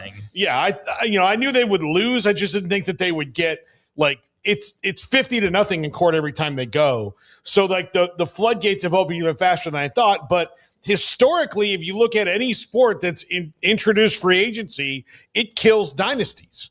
It's an absolute dynasty killer. And then when you have a dynasty, like in the NFL, like the Chiefs recently or the Patriots, then it's kind of this outlier because they are doing it well in spite of the fact that there are all these reasons their players can leave now. The Yankees have a ton of World Series, but most of them are before Curt Flood. after that, they've still been a great organization, and most people want to be them, but they haven't been able to do it because people leave. You can do all these things. So it's really different when you apply all that to college football, and there are no rules or restricting the players in their movement. So it's really hard for anybody to put a team together. So it truly is about the buy-in that you have from everybody that's involved financially in your program. Dynasties are also easier when guys are around for 10 years, 20 years, like Tom Brady was, or Patrick Mahomes, and you've got two of the best that ever did it, and guys can stick around a while longer. Now you can just go pluck a guy from Cal and have him win a Heisman Trophy in 1 year and take you to the playoff and maybe even the national championship game and maybe even win a national championship just like that. Went and got Mendoza last fall or last spring, and look at Indiana now. Now, they were already in the playoffs before that, but like it's harder to maintain a dynasty, I think, because you can't have Mendoza for 10-plus years like you had Tom Brady, right? So that just throws even more of a wild card because there is still somewhat of a time limit as well on this thing. So it's even more of a just turnover every single year. But, yeah, I don't know that I would say it's like completely even the playing field because there are some schools that are always going to have inherent advantages, but it's given schools that you never thought would have advantages or never be in the positions that they're in, like Indiana, maybe like Texas Tech and various others that this doesn't happen 10 years ago. No. But now it happens, and you're not surprised by it. You could have a team kind of just rise up after they all have been around for 3 to 4 or 5 years and added recruits, and a coach like a Bill Snyder makes a huge difference and builds K-State to the edge of a championship. Now you could do that in a year or two. And Cignetti, just like the same thing with Tech. Yes, they have a tremendous amount of support financially, but they've also built everything else around it. Culture. And a coaching staff that's really damn good. Now, the offense stunk against Oregon. There's the culture. There'll be a couple of bumps along the way. And what Cignetti's doing, that's Joey McGuire, and Cignetti's doing is I would give right now Cignetti as much credit for what he get his eye on talent, for what he did by coming in from James Madison. This guy is almost like a freakazoid smart. And this is not a short-term deal. And they have an NIL that is subtly but also doing its job too. Some are subtle, some are not. But I love the stories that we see from both. And the fact that the only team with the national title among the final 4 teams is Miami, and it's been 25 years, 24 years. To me, that's fun too. Well, and I do believe Ole Miss has a shared title. 1959 or 60 or somewhere, a shared title. Yeah. But I do think it's probably a hard pill to swallow if you're a SEC fan when you hear people talking about it's a more even playing field. Now, I gave the example earlier of how I've seen the example in this offseason of like, well, our 7th place team would beat your 2nd place team. I think that was probably true. I don't think that's as true anymore. I think that like maybe if you go back 5 or 6 years, that might have been true in some years when you were just really, really deep.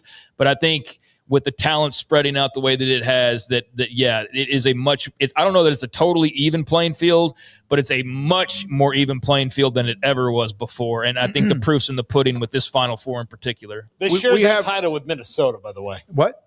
They shared 1960. They shared with Minnesota. It was 59, 60, and 62. I saw that in the Wikipedia page, but I'm not sure what. But none of them were UPI or AP.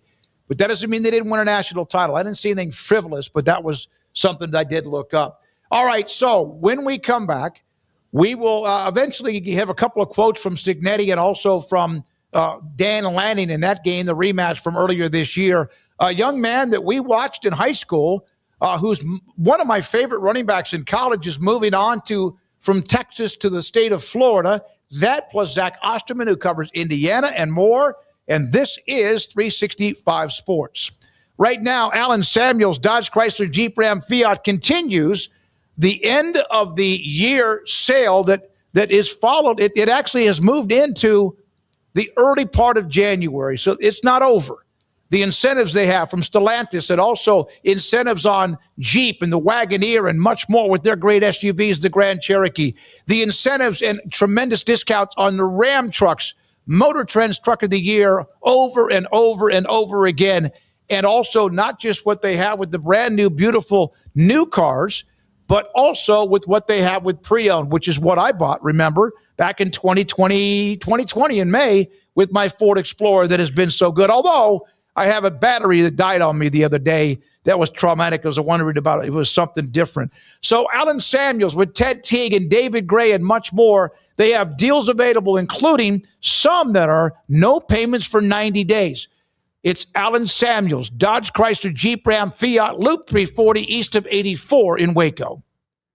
Did you know that 1 out of every 4 men have symptomatic low levels of testosterone and don't even know it? And if you think you're too young to worry about it, guess again. Low T levels can make you feel tired and grumpy, raise your cholesterol, and cause weight gain. Petty Clinic Low T can set up same-day blood screening and results. So if you're tired of being tired, call or go online at pettycliniclowt.com. It's a private clinic with an atmosphere catering to men. Affordable, only $165 a month, including lab work, office consultation, testosterone injections, and follow-up visits, compared to $300 or more a month in Dallas or Austin. And you don't have to drive 90 miles one way or the other and fight the traffic. Petty Clinic Low T has board-certified physician consultations and will provide the best form of brand-strength testosterone. Contact Petty Clinic Low T for increased energy, improvement in sexual desire and performance, mood, concentration, even a decrease in body and belly fat. Just off Highway 84 and Old Hewitt Drive in Woodway, pettycliniclowt.com.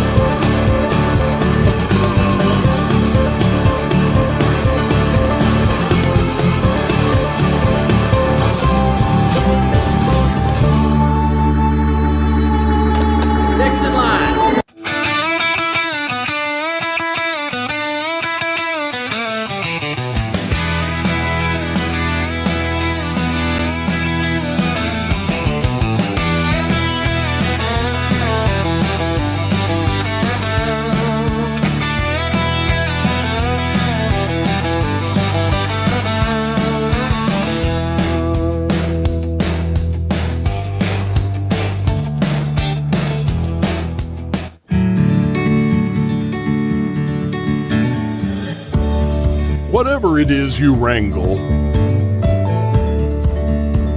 whatever seeds you sow, no matter what you nurture or what you choose to grow, at Texas Farm Bureau Insurance, we're proud to protect all Texans. This is 365 Sports.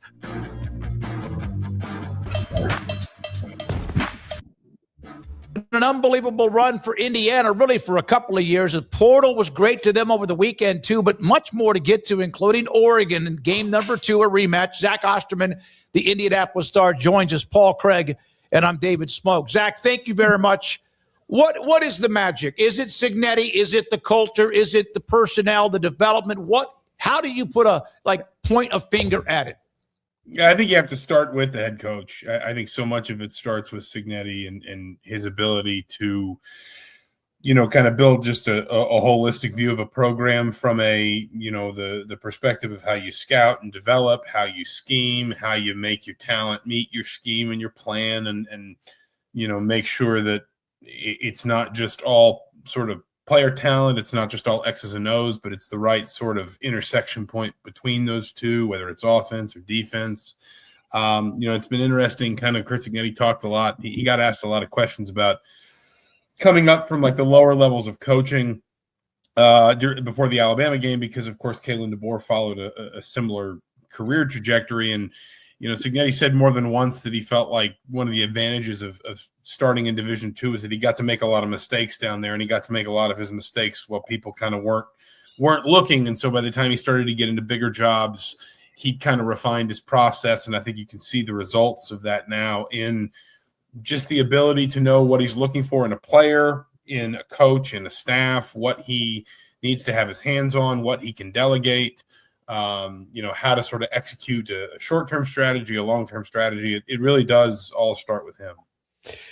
I mentioned this to a couple of our guests last week, Zach, and you are obviously uniquely kind of primed to answer this question because you're there, boots on the ground, watching this team. But as good as their coordinators are and as efficient as they are, calling plays and doing things, Curt Cignetti didn't come in here on the heels of like a Mike Leach, like he's, invented some kind of scheme or anything like that. He came in and said the best way that Indiana can get better faster is if we don't do stupid things. And it's so glorious in its simplicity, isn't it?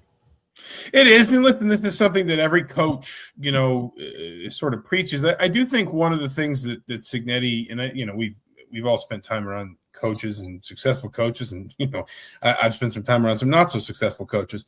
I do think one of the things that probably sort of makes one of the ways he makes that work is probably the best way to put it, is there is not a lot of wasted effort. There's not a lot of wasted movement. If you go to one of his practices, they don't tend to run longer than 90 minutes, at least not much longer. A lot are shorter.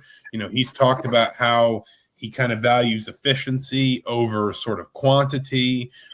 I think the same is probably true when you talk about, again, player acquisition, player development, different things like that. And I think there's kind of this idea that if we are consistently cutting away a lot of the ephemera, a lot of the dead fat, a lot of the unnecessary stuff that maybe sometimes feels like it's for show or is meant to sort of make a point, but ultimately winds up feeling a little bit like empty calories, then everyone understands that efficiency, sort of clean, sharp execution, whether it's, the execution we're talking about on game day or it's execution of like a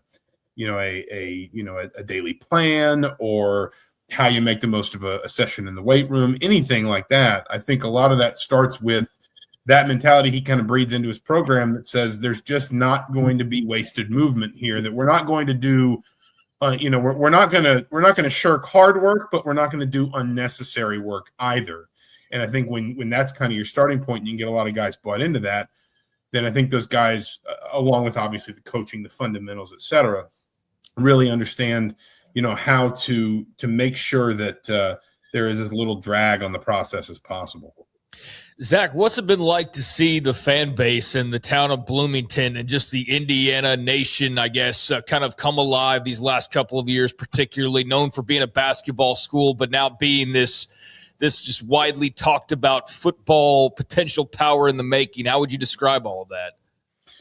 It's funny because, what Indiana fans used to tell people is, and this was largely true, if you came through Bloomington on a game day, they'd get far more people tailgating than they had seats in the stands. They just wouldn't go to the game. This is a large research-based land-grant state institution. It has and they like to say they have the largest living alumni base in the country. Someone, I guess, did some kind of population survey and determined that. I don't know if we can say that empirically. I'm guessing some other measure or method would pick Penn State. But the point is, Indiana has one of the largest alumni bases around. It has a campus of well more than 40,000 students. It is obviously very close to a population center that it's going to draw a lot of alumni from in Indianapolis, about 3.5 million people, even more than that in Chicago, where a lot of IU alums go settle. It's not hard to understand sort of where these IU fans are coming from. The issue has always been getting them to invest in football. And I think, this was a philosophical discussion I had with, as someone who lives in Bloomington, lives around a lot of IU fans. A discussion I've had with them down the years is, how do you figure out which can come first? Because it is a chicken and egg conversation. A full stadium that's loud and invested and emotional is going to affect outcomes. But in the same breath, I understand any Indiana fan that sort of said, hey, listen, after all that we've seen and all the disappointment and frustration, we kind of need somebody to show us that there's a level of competency to what we're buying into. And I think what you've seen here is the collision of kind of all those factors finally coming together, that a fan base that wasn't necessarily, desperate for football success, although I think, maybe the better way to put it is they would have been happy with 8-9 wins a year. They would have seen that as genuine progress. But to deliver them something like this, I think at this moment in time has just really completely activated the fan base for football. It has turned this place around. I mean, not that basketball's done anything to alienate people, but this is a football town right now. Indiana played Washington last night, Sunday night, in basketball at Assembly Hall, and the students aren't back yet, so it's still kind of the holiday ticket package and all that. And it was a weird start time, 8 p.m. on a Sunday, but I mean, that building, they might have scanned 11,000 tickets out of 17,500 seats. It is all football pilled right now. Well, Oregon now in the follow-up, the rematch from earlier in the year, and they obviously look very impressive in what they did to Texas Tech. Your thoughts about how the first game went, Indiana obviously winning, and your thoughts about what they do in game 2 or the follow-up to make sure that they move into the championship game. Yeah, I mean, that was, I would argue maybe Indiana's best single performance of the season. They won by 10 points in Eugene. They sacked Dante Moore 6 times. He'd only, I think, been sacked once in the first 5 games coming into that game. I mean, you can play the game of ifs and buts in a number of different directions, but Oregon scored 2 touchdowns on a coverage bust and a pick 6. Indiana scored 3 touchdowns, all of them on 75-yard drives. I think 2 or 9 plays. One was 12 plays. So if you're kind of talking about like who was executing, play to play fundamentally, for all 4 quarters better in that game, it was certainly Indiana.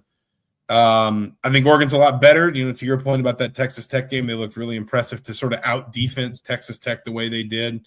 I think was really impressive. I think Dante Moore has gotten a lot better as the season's gone along. I think Oregon, is maybe running the ball a little bit better, a little bit more effectively right now. And I think it's also healthier. Oregon had some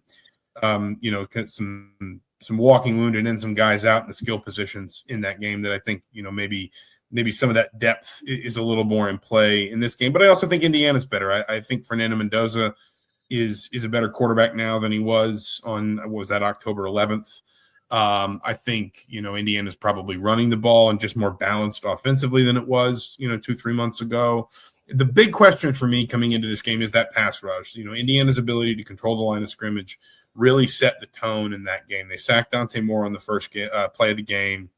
They just completely bottled Oregon up to the extent that Oregon was really out of ideas offensively. In the second half, they only had, I think, 64 total yards of offense, and 23 or 24 of those came on the final drive of the game when Indiana was up 10 playing prevent defense, just trying not to allow anything cheap. Indiana's had, a couple of meaningful injuries in its edge rusher group. Kellen Wyatt will be out for the year. Stephen Daly's out for the year. They're going to have, they've changed some things up in terms of maybe sliding some interior guys out to the edge, and at the same time bringing some younger players like Daniel and Duke way up at the edge a little bit more. But I think, this is going to be a game where Indiana's got to get creative again with Brian Haynes and with that defense and how it sort of schemes up its pressures, how it schemes up its, what it tries to do with its defensive line group, because I think that's an area that Oregon might look at and say, given what Indiana's lost there and the way Indiana's had to adjust, there might be some opportunities that weren't there, during the regular season. But I think Indiana, still has, I don't want to say necessarily advantages, but I think Indiana has, elements of its profile that it probably feels really good about going into this game, or going into, maybe the better way to put it would be going into any game and just saying, hey, listen, we respect the opponent. We know they're going to be tough, but we also recognize that they've got to stop us too. And I think Indiana feels very confident what it's doing right now. There hasn't been any kind of, outside of, I guess, the Penn State game, which was a wild time, there hasn't been a roller coaster of a season for Indiana, even with the layoff and all those different things. They're pretty much the same team that we saw before the layoff. They're pretty much the same team we saw all year long because of that consistency that we talked about earlier.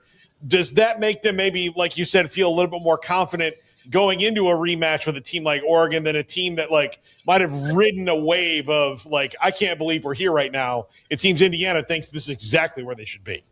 No, I think that's fair. And again, that goes back to, I think, a lot of what Curt Cignetti just kind of breeds into this program. It is, and I've been hesitant to make these comparisons, too much, because I recognize kind of what they suggest, but that is one of the ways in which he is very Saban-esque. If you think about sort of peak Nick Saban in Alabama, one of the strengths of his teams was that they never lost focus. They never lost that intensity, that edge. They treated every week like the week before, like the week after. Nothing was too big. Nothing was too small. And, there might have been moments last year, when Indiana was at least a little bit guilty of that. In particular, different players and coaches kind of talked around the edges of maybe that idea against Notre Dame. And the idea, Brian Haynes, for example, Indiana's defensive coordinator, admitted afterward, hey, maybe I kind of let the game and the opponent dictate how I called some things that I hadn't really all year. And, that maybe I was kind of, I wasn't trying to do what worked for us, but I was trying to get to sort of wrapped up in what I thought needed to be done specific to this moment or this game or this opponent. But I think this team, to your point, this season, not that they haven't had, ups and downs. Penn State's a good example. Obviously, Iowa, I don't want to say had them on the ropes, but was at least leading in the fourth quarter of that game. At Kinnick, which is kind of one of those rites of passage that Oregon had to go through as well. Winning at Kinnick is sort of like required in the Big Ten to prove that you belong at the top of the conference. But I think, in general, this team has been the same all the way throughout this season. I think that's, the best evidence of that maybe isn't from the big games. It's from some of their blowout wins. And, you think about Purdue and Illinois and games like that where, the outside perception was Indiana was running up the score, but they really weren't. They had second and third stringers in and they were just running the football. But because guys were so drilled into the idea that they were just executing, that all that mattered was the next play, the next assignment, the next job. It didn't matter what the score was or the quarter was or the opponent was or anything like that. When you put your second team and your third team, that standard just didn't drop. And I think that reflects the same thing that you see in maybe the most recognizable names, sort of the first stringers, the guys at the top of the depth chart in Indiana's roster. That is just the mentality that has this program kind of with both hands right now. Zach, I know the focus is on now what's ahead of them, but was that surreal to see what happened in the Rose Bowl against a team like Alabama and just how much of a destruction that was? How would you describe kind of how all that unfolded and just the way it all just, I guess you digested it all? Yeah, I think it was probably for the fan base most of all. And, I kind of wrote about this afterward, but Indiana hasn't necessarily had kind of that signature moment for its fans, at least not in person. I think the closest thing would have been the Big Ten championship game, and there were a ton of IU fans there. It was probably a slight majority in the building, maybe 55-45 over Ohio State. But, you also kind of felt in the aftermath of that game like a lot of what that game meant started with what it meant to the people on the field, the players, the coaches, the people around the program who obviously, SIDs, AD, assistant ADs who'd been around IU football for so long and were now kind of, basking in this sort of glorious moment. I think the Rose Bowl felt very cathartic for the fan base. And it's kind of well documented by now. I mean, that stadium was at least like 75-25 Indiana. And I think some of that probably reflects Alabama fans saying, hey, we're still not sure about this team. We'll save our money. And if they get to Atlanta, that's a much easier trip for us. I think some of it, though, also reflects, the Big Ten is still kind of a culture, or excuse me, the Rose Bowl is still kind of a cultural totem for the Big Ten. It's something that, Big Ten programs, even the ones that have gone, more often than most, like your Michigans and your Ohio States, it's a real point of pride. It is something that, the generations before you did, you endured the long, sort of hard, cold Midwest fall and winter, and the reward you got for winning the conference was to go out to California and play in the Rose Bowl. And I think Indiana fans have lusted after that for a really long time as a sort of avatar for what they always hoped the program could be. And obviously everybody wants to win a conference championship, but I think the Rose Bowl was kind of seen as this, this holy grail for Indiana fans. They'd only been once. They hadn't been since 1968. And I mean, I can't even begin to count the number of people that just like personally I knew were out there. Maybe they took their kids. Maybe they were out there with friends or roommates. Everyone was spent the whole weekend running into people they knew, or the whole week, I guess, because the game was on Thursday.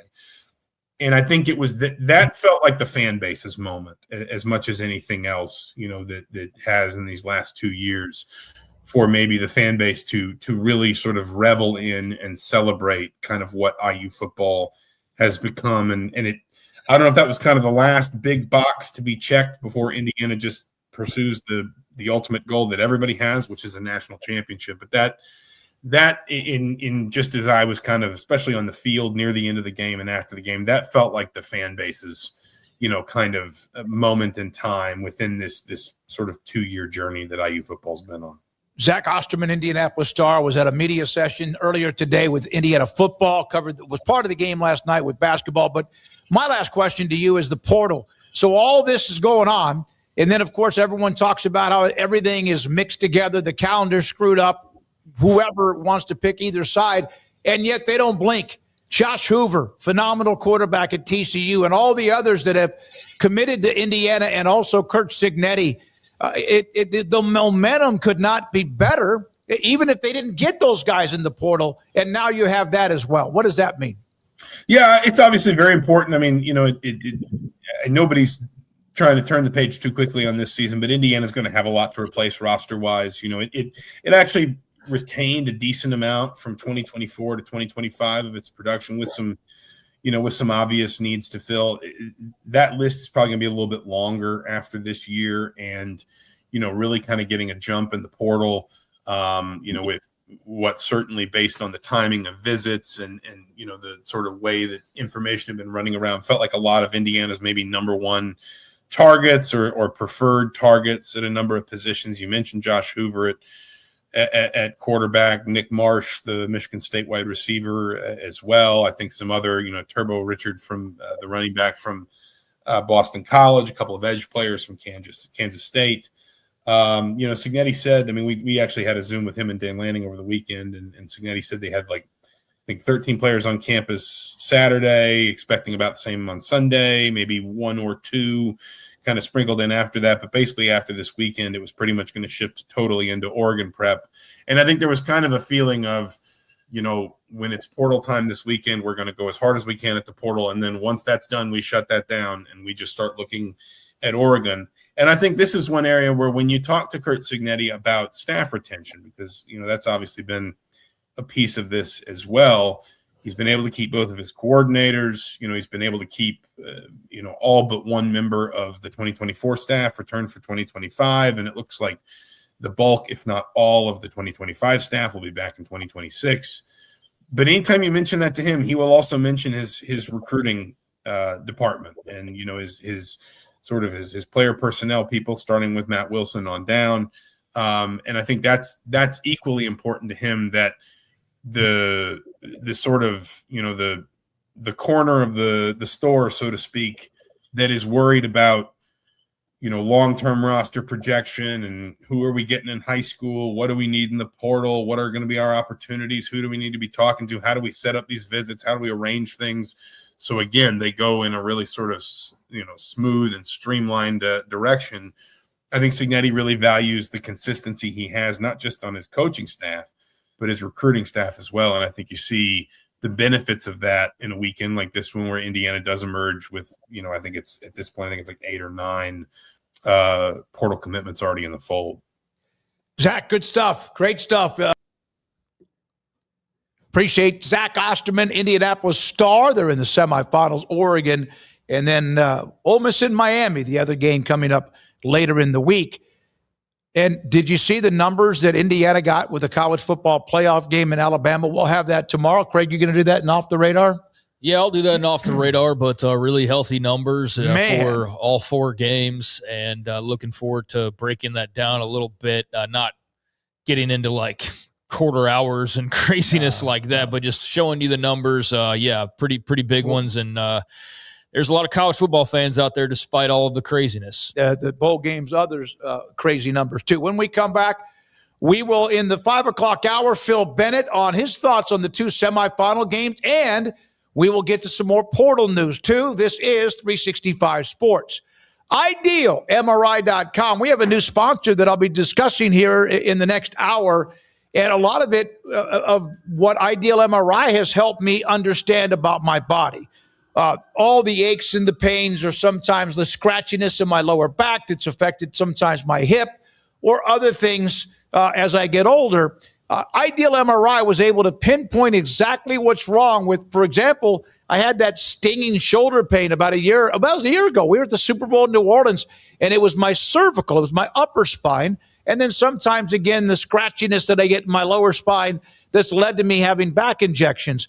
Ideal MRI every single time was able to get the evidence of what actually was the problem so doctors could look at it, diagnose it, and possibly find a way and a solution for me to feel better. Ideal MRI, $497 or less every single time.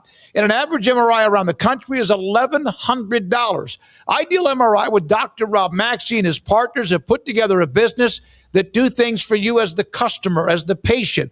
Find out what is wrong with you and how to go about with a diagnosis from the MRI, clear as a bell images.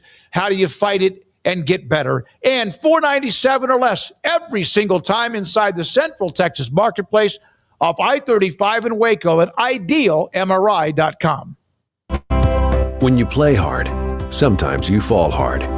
Sports injuries require special treatment. At Southwest Sports Medicine and Orthopedics, our team of expert doctors provides athletes and active adults with comprehensive sports medicine care, diagnostics. Whether you're in high school, college, or beyond, we'll help you get back on the field. Call on the team physicians for Baylor Athletics. Call Southwest Sports Medicine and Orthopedics. Serving Central Texas since 1889, TFNB Your Bank for Life takes pride in being more than a bank.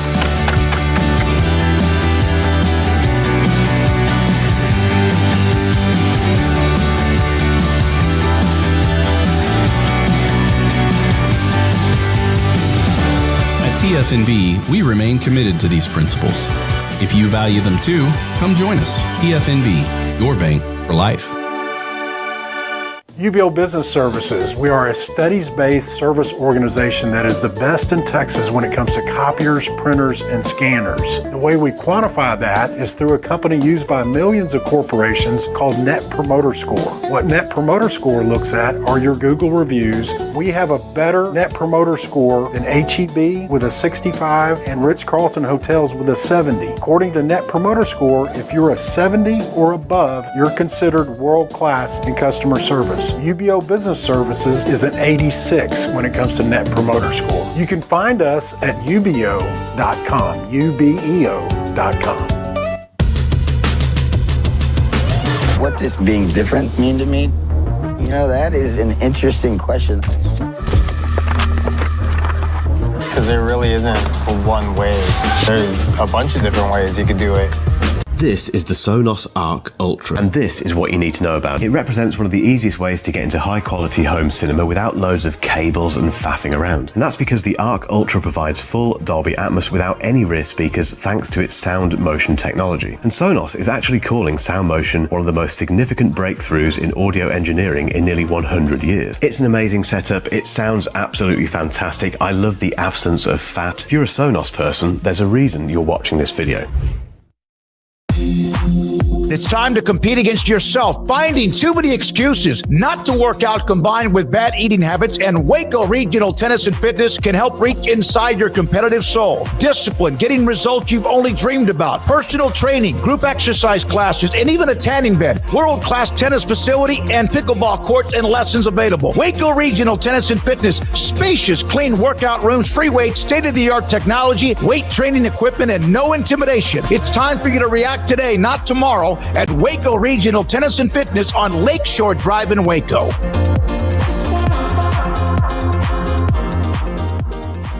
I pitched in the major leagues for 24 years, and let me tell you, I can feel it in my joints. Shoulders, elbows, and knees. Trust me, pain doesn't retire when you do. I tried everything to get rid of the pain. Nothing worked until QC Kinetics. Baseball legend Roger Clemens and other patients are getting lasting relief with QC Kinetics regenerative treatments. No surgery. I trust QC Kinetics. You should too. Let's commit to getting rid of all the pain. Schedule your free consultation today. QC Kinetics. Better starts here. This is 365 Sports. Here we go, this 5 o'clock hour. Semifinals later in the week. Phil Bennett, college football coach, 40-plus years, and really has become our go-to guy as well as college football analyst. Phil, I love these 4 teams. They're new. They're fresh. Miami's hadn't been good in a quarter of a century or great. Miami and Ole Miss, they keep doing it with Pete Golding. And then, of course, Indiana, Oregon. Let's start with Ole Miss, what they've done. What a great game that was against Georgia, and also Miami and Mario Cristobal. Smokey, have you ever seen a quarterback that went 40 yards backwards and threw the ball 30 yards to get a first down? I mean, you talk about extended plays. Chambliss is the real deal. He willed everybody on that team to win that game. I don't know if I've ever seen it, a play like that in a game, but I think he did that like 3 times in one drive when they had it. It was the big drive. You know what it reminded me of? It reminded me of Robert Griffin. I mean, Robert could do that. I remember the year we came back and beat Oklahoma. I think it was 2011. He did that. They broke through, and he went back. He turned around, and then next thing you know, it was first down. I think the same thing happened when he threw the ball to Terrence to win the game. Yeah. Phil, a lot has been made about Ole Miss and the coaching staff and that they have new jobs and all that. That is not unusual this time of year, and it's happened before. What's unique about this one is it feels like Ole Miss is waiting for Lane Kiffin to throw a grenade into the room. How much harder does that make it? Because they know at any time he can just be like, hey, you can have this guy, and that's it. I think that Pete knows what he's dealing with. Mm-hmm. Pete worked for him 3 years, and I'm sure he liked him, but he knows him. If you're not talking about Lane Kiffin, he's upset. So he's going to be doing something to be talked about. And I think we're finding out. And I heard through a friend of mine that coaches there, the players have made it a point that they don't want to talk about Lane Kiffin. And one of the coaches told me, said it's the most relaxed atmosphere. He said they all felt like they were going to play well against Georgia. Well, they certainly did. I mean, what a shocker of a weekend, really, with some of the results. And I guess it wasn't a shocker that Oregon beat Texas Tech, Phil, but to shut them out, we've seen Tech already go and hit the portal for the big quarterback there in Sorsby. But what were your thoughts coming out of that game? What was your head as far as how that all unfolded? I've known Dan Lanning since he was a GA. I think he is a great coach. He is highly competitive. And I'm going to take you back to what he said after the James Madison game. Did you guys see how upset he was about their defense's second half play? I mean, he was pissed. And I said something to my son-in-law. I said, he's going to have them, they're gonna be snot bubbles when they come out, and they're gonna be ready to play. And they dominate. Everybody talks about Tech's quarterback, God bless him. He was a good player. He didn't play well, but the reason he didn't play well, their right tackle, their right guard, their left, they got annihilated up front. That kid had no chance. The running backs were bottled up, and they were ready to play. And they did it the whole game. Yeah, you look at the fronts of those. Ole Miss was a shootout game, but still you can see the players they have on either side, Georgia. But what Oregon and even Tech, their defense played as well as you possibly. Let me tell you something. Tech's defense was outstanding. I agree. They were outstanding, and they played hard. They just, unfortunately, everybody, a friend of mine's telling me about Tech. They're all talking. That quarterback was a good player. He didn't play his best game. And if you've ever been a coach which you have been around, I mean, that happens occasionally. And I just hate it for him that it was in such a big environment. And, other people don't see when your right tackle never touched. I don't think number 44 was blocked all night for Oregon. I don't think anybody outside of maybe Tech's tight end had any room to really be all that happy with that performance. Absolutely. Phil, Indiana destroyed Alabama. How worried should Alabama be about their future and losing their grip on all of this? Or is it just natural that you lose the greatest coach of all time? You're going to take a step back. I think I saw today, Paul, Cignetti they were asking him, they said, "You've already got 9 guys in the portal." He goes, "You haven't heard?" And the guy said, "What?" He goes, "We're the new superpower." He said, "Ask Alabama." Hey, but I think let's remember this. It's one game, and they were really good. It didn't take me long as a coach. Had Oklahoma not thrown that interception or dropped the ball on the punt, I doubt they would have beat Oklahoma. So I don't think they were the Alabama of past years, but they did play hard to get there, and they deserve to be there. I just think that once Indiana got rolling, I mean, they realized quick, these guys don't scare me, and they played like it. So, Coach, when it comes to Cignetti, everybody's trying to unlock the key to why this was able to work, where it's working, and how it's working, and how quickly it's working. And some of it's obviously talent, but how much of this is Curt Cignetti? How much is this guy's just built differently and just has such a grip on what he's doing, and those around him know what he's doing? Craig, I've known him 40 years, and Kurt's a good coach. And he will be the first to tell you the biggest thing they have done in the portal. Now, this is a new age. Somebody wanted to compare him to Bill Snyder. It's not even close. Right. I mean, this is like being a general manager. You're buying every player he's got is getting money. Right. Where I am tickled to death for him is 2 phases. Number one, they didn't get in the portal and get a bunch of big time, he brought the James Madison guys. That number 46, the defensive end, I'll bet he's not 6 foot tall, is a badass. I have not seen him been blocked, Ohio State or Alabama. Number 4, number 80, number 13. These are guys they evaluated well, number 1.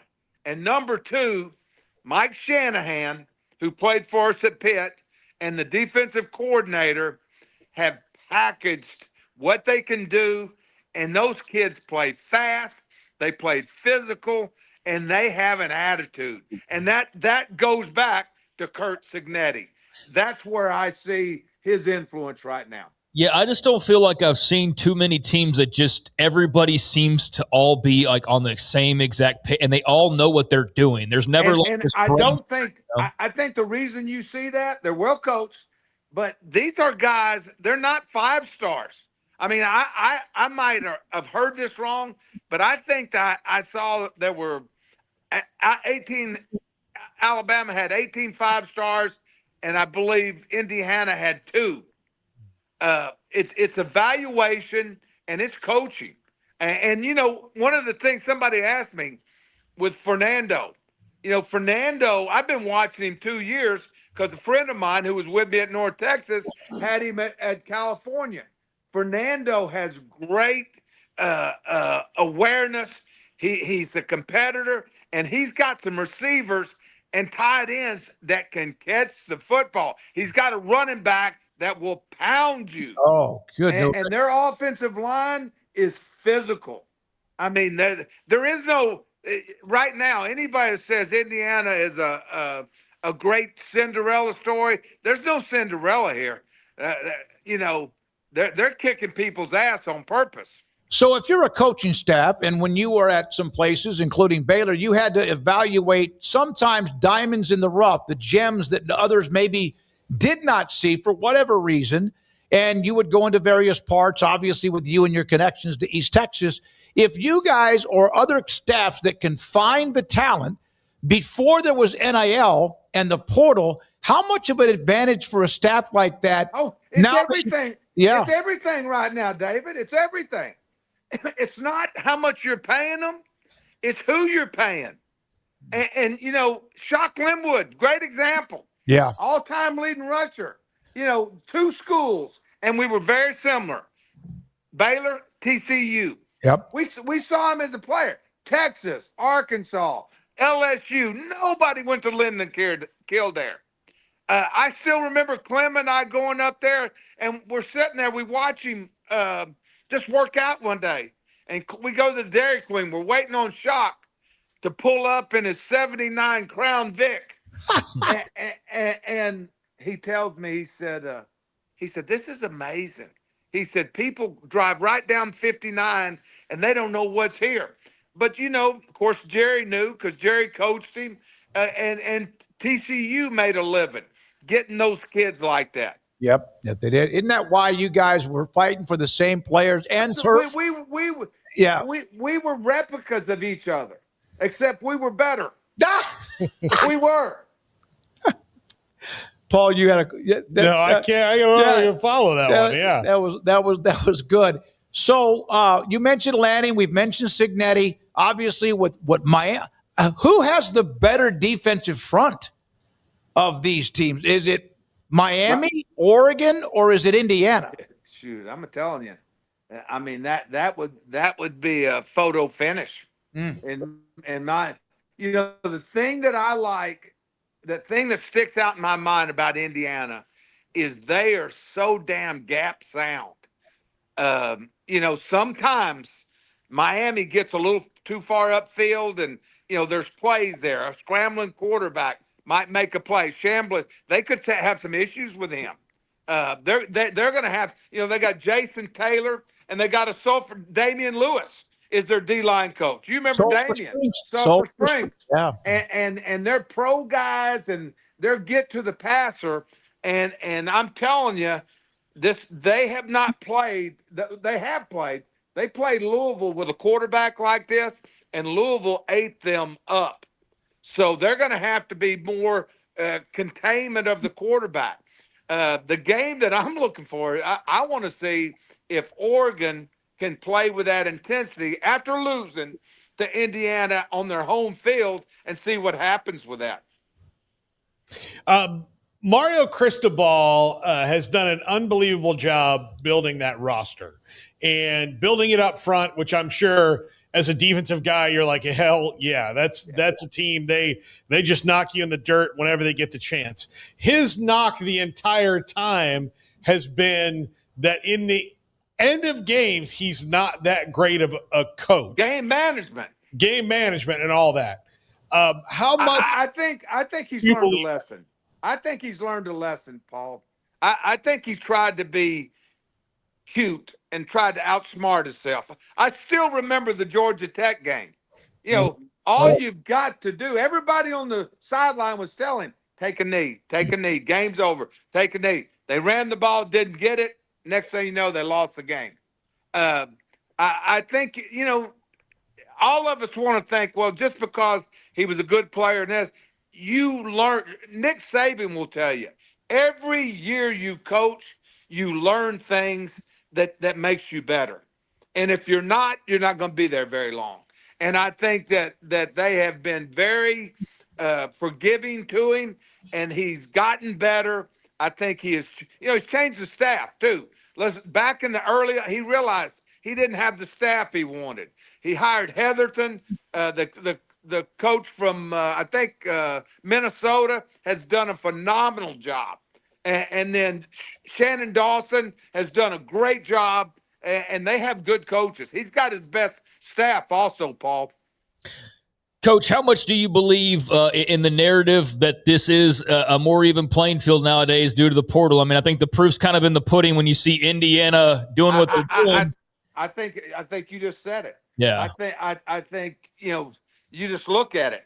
I told somebody after the A&M Miami game, people, I'm going to defend A&M a little bit too. I talked to a Miami coach after I called him after they beat Ohio State, and I told him, man, y'all played good. I didn't get to see you at the game, and I said, but we were talking. He said, Phil, he said, did you go down on the field of the A&M Miami game? I said, no, and he said, the wind was 35, 40 miles an hour. So neither quarterback could really effectively. He said, I don't know how anybody threw the ball that day. And I think that's one of the reasons their quarterback played better in that dome stadium. And you could tell he was a lot more confident. So, of course, that didn't affect their defense from getting upfield. But I just think they're a team that they're dangerous. But I will tell you this. I will promise you, Ole Miss, they're looking at Ole Miss and they're saying, been a while since we've seen an offense like that. A quarterback that can extend plays, Lacey, the receivers. It's going to be an interesting game.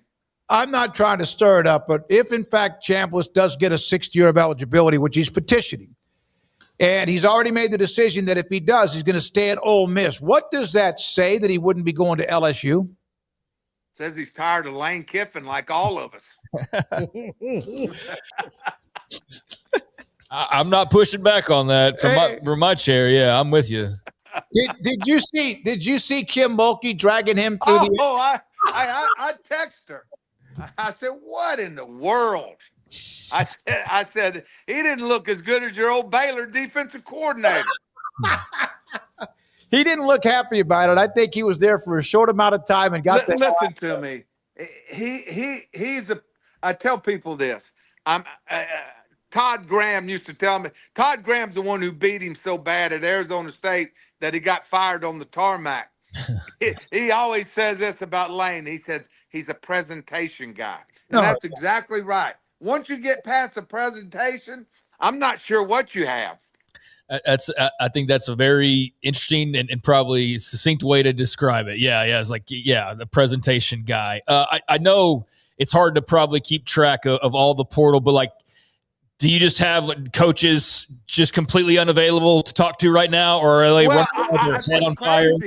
What's crazy is like 3 of the kids that I coached at North Texas have really we recruit them. Jim Gush recruited this one linebacker everybody wants. So I'm getting, I was on the phone today with Rutgers and Shiano, and they're all working their ass off. And let's go back. It's like I told him. I said it's all about evaluation.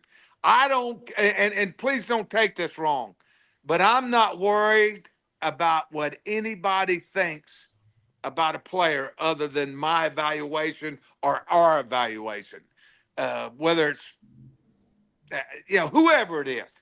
But that's the key, and the ones who can hit the right ones are going to be successful. Phil, my last question is Baylor's had a rough start to the portal.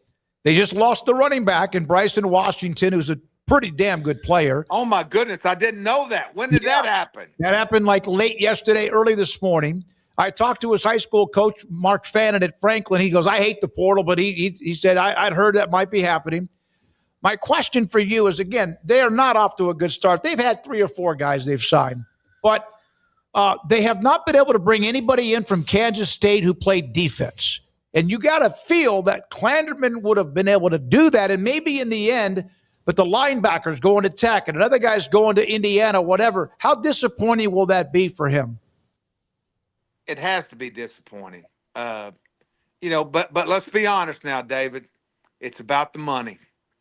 And I don't know what Baylor was willing to pay. I mean, look at the receiver at Texas. Just came out and said, hey, I thought I was worth this. They didn't. They're going to pay other people who hadn't done it ahead of me. I got to go somewhere else. Yeah. I mean, it's really, you mentioned earlier about a lot of people still love college football, but I'm worried about the state we're in if we don't have a different setup here soon, because I'm not sure the way it's working, it's sustainable. Yeah, I do too. I think a lot of people, it's just a matter of what they're going to do. Can they do anything and not get sued and win a lawsuit or lose a lawsuit is what right now they can't contain any of that. You mentioned the NCAA. NCAA doesn't have the money anymore. They can't get caught up in lawsuits. I mean, they've got so much. They got an issue right now that's so pressing. They let Pavia not count as junior college. Now you got 120 others saying, hey, I want to keep playing too. What are they going to do? I know. And no matter what decision they make, there'll be a lawsuit. Yep. Absolutely. Scared of their own shadow. Thank you, Phil. Great. All right, guys. Happy holidays. We'll see you soon. Look forward to talking to you next week. Yes, sir. We'll have a championship game set up. That's Phil Bennett. 40-plus years college football coach with us on Mondays at 5. And the Kiffin comment was worth everything and even asking it. All right, when we come back, we'll have Paul Catalina's top 5. Is the wheel working again? The wheel is back. The wheel is back. It was on hiatus, too. And then also, we'll have the poll results, Andrew Valade with quizzes. It's been a while since we've done the big finish, and we'll do that next. And this is 365 Sports. A lot of you have heard my story. Some of you I've shared my story with who have also had, for example, back issues that have been through whatever kinds of treatments, and some have even been through some sort of surgery. A lot of you in the chat room that watch this show have shared your stories with me. And for really the last 5 years, I have battled kind of this nagging, pulling, tugging, and at times just annoying, almost arthritic pain in my right hip. It's not in my hip. It is my hip, but it's in my lower back. I've discussed the MRIs that I've received. I have done the injections. They work in kicking the can down the road from professional people, but it just never has settled anything down. So I heard a good friend of mine, RJ Choppy, who does radio in Dallas, start talking about QC Kinetics.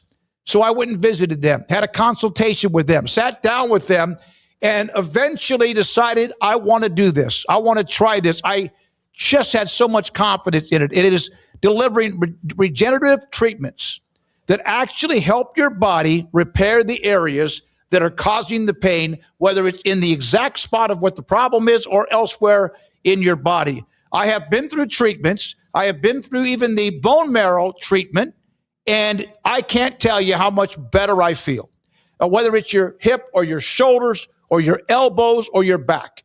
QC Kinetics with locations throughout the country, including Dallas and also Houston. You just saw one of the endorsements from Hall of Fame. Well, you should be Hall of Fame pitcher Roger Clemens.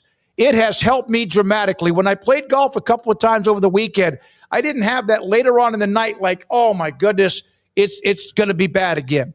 It has worked for me. I still have a couple of treatments left, and I'm telling you right now, you can skip that the issues of getting injections 2 or 3 times a year and really never truly work. And imagine you're moving better, you're stronger. You don't have to feel like, golly, today is another bad day. QC Kinetics is a game-changing regenerative treatment from QC Kinetics. You can contact them both in Houston and Dallas. In Houston, it's 713-913-5286. In Dallas, 972-972-8610 or QCkinetics.com. Move better, feel better, and get the pain that's been causing problems and really changing your life so you can change it in a better way.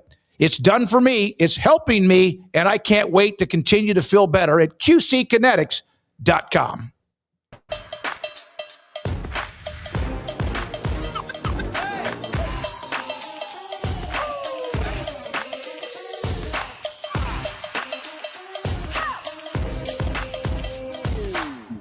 I had a panic moment running my hands through my hair, and that's when I found Keeps. Keeps gave me the results that I was really looking for. I definitely felt a lot more confident once I saw my hair coming back. Keeps has given me the control of my hair back.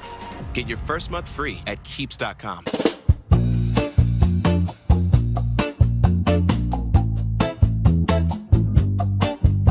They all have heated seats, they all have slow closed lids, they all have short cords around 4 feet long, they all have about a 30-minute installation period, and they all have unlimited warm water as well as wireless remotes. MiniBidets.com, where we sell mini bidets, not mini bidets.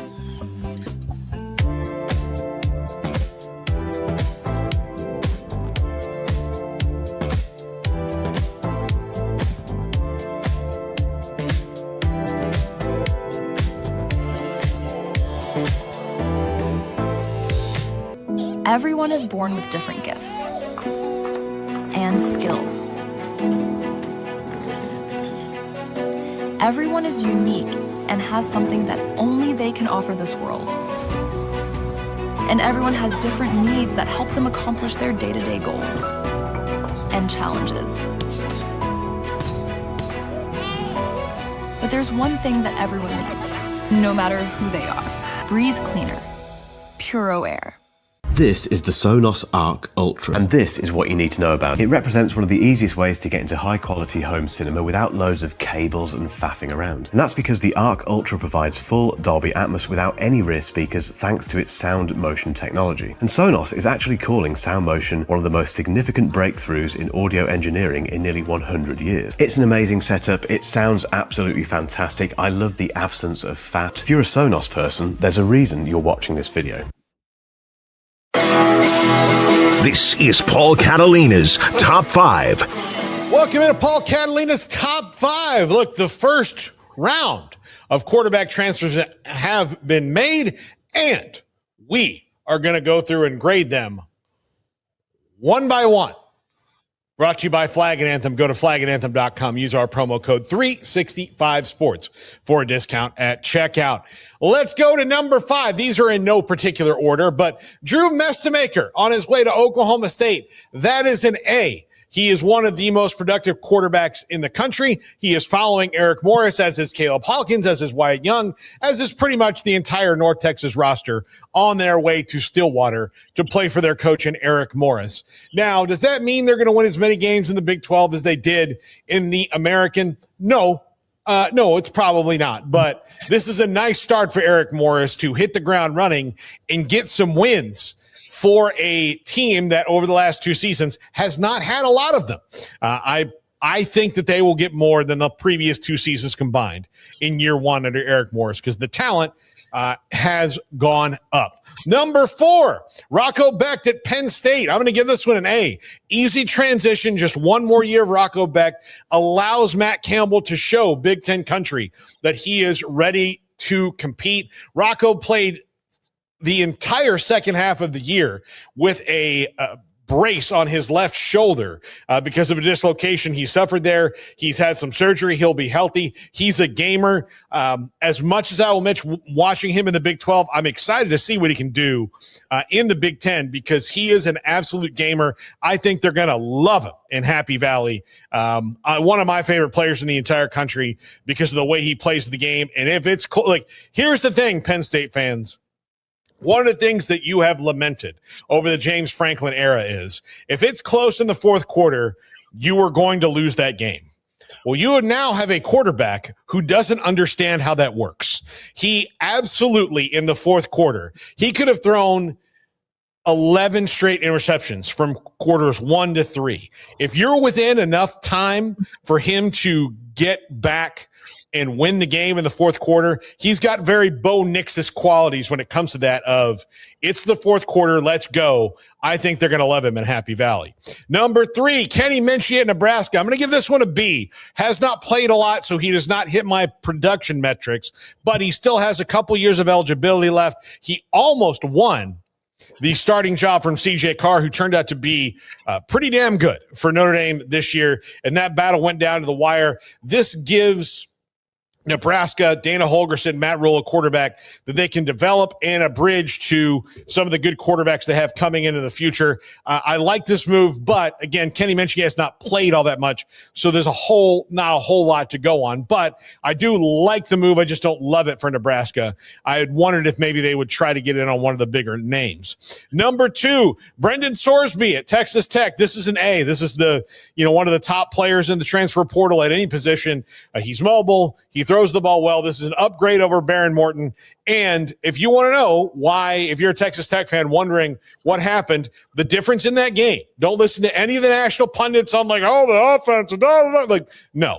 Texas Tech had plenty of opportunities to get in that game offensively and didn't because they ran up against the wall of their quarterback skill level. That's the bottom line. That game was really close until the very end of the game, and then at a point where it just wasn't. Dante Moore, top 5 draft pick. He won the game. Baron Morton, maybe not a draft pick. They lost the game. That's where it came down to. Defense, even skilled players, even all across the board. I think it was pretty even, Tech and Oregon. The difference to me was in the times when the big-time players need to make plays, Dante Moore did, Baron Morton didn't. Brendan Sorsby gives them a much better chance to do that, bring back the roster that they're going to bring back. And number 1, Josh Hoover going to Indiana. This is an A as well. He steps into a team that's really efficient, that's really good, that can run the ball. Part of the thing that people say about Josh Hoover is he throws a lot of interceptions. Well, yeah, they have to throw the ball more because the last 2 running backs, Cam Cook and Kavorian Barnes, didn't have any openings in the running game. Curious to see what happens with Kavorian Barnes under a new system. Cam Cook went to Jack State, was one of the country's leading rushers, and is now back in the portal, probably going to go somewhere where he's going to gain a bunch of yards there. So it wasn't a skill issue when it came to the running backs at TCU. It was a scheme issue, and Josh Hoover had done all that he could do there. Fernando Mendoza had similar problems at Cal, and then when he jumps into a system that's much more efficient, guess what happened? Josh Hoover is going to put up big numbers and win a lot of games at Kinnick Stadium or in Bloomington next year. That is going to be something else. So I give this one an A. Of course, I'm loving everything Kurt Cignetti's doing right now. Big fan of what they're doing at Indiana. Well, that's going to do it for this top 5. The Carnival, back after a long absence, is now.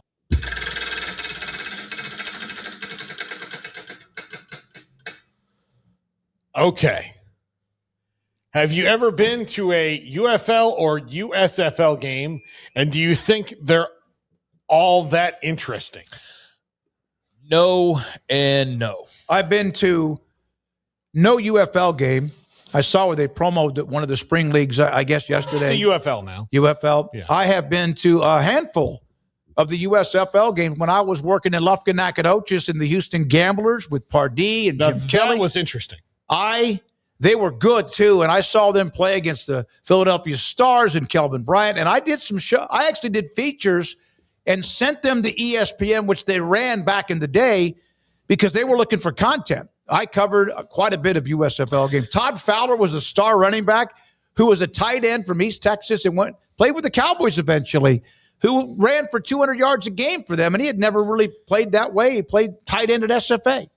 Yeah, I've tried to give the spring leagues a chance every time they've cropped up. I watched the XFL, the first iteration, a couple of times and then gave up on it like everybody else did. And then when they rolled back around a few years later, and then the UFL and whatever other iterations of these leagues we've seen the last 3 and 4 years, I've given them a chance. But, man, it's not a good brand of football. Whatever league it is, there's not enough talent that's good enough to maintain a product or really draw you in. Not even just there for the paycheck hungover Johnny Manziel for a few weeks. It's like, dude, you are a draw in College Station. You're not a draw with like the Nantucket Ninnies or whatever. It's just not it's not a great product in my opinion. So I've tried to get into it, and I think there's a little bit of a need for it. But now with college guys making so much money, it's like,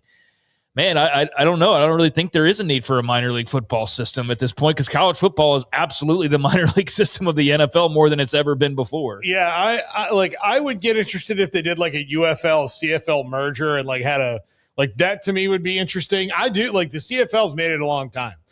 That's the one that's made it. It's stood the test of time. But it's uniquely Canadian. It's uniquely Canadian, and that's the one that's the other league to me. As much as I want to like this, I just can't. I just can't.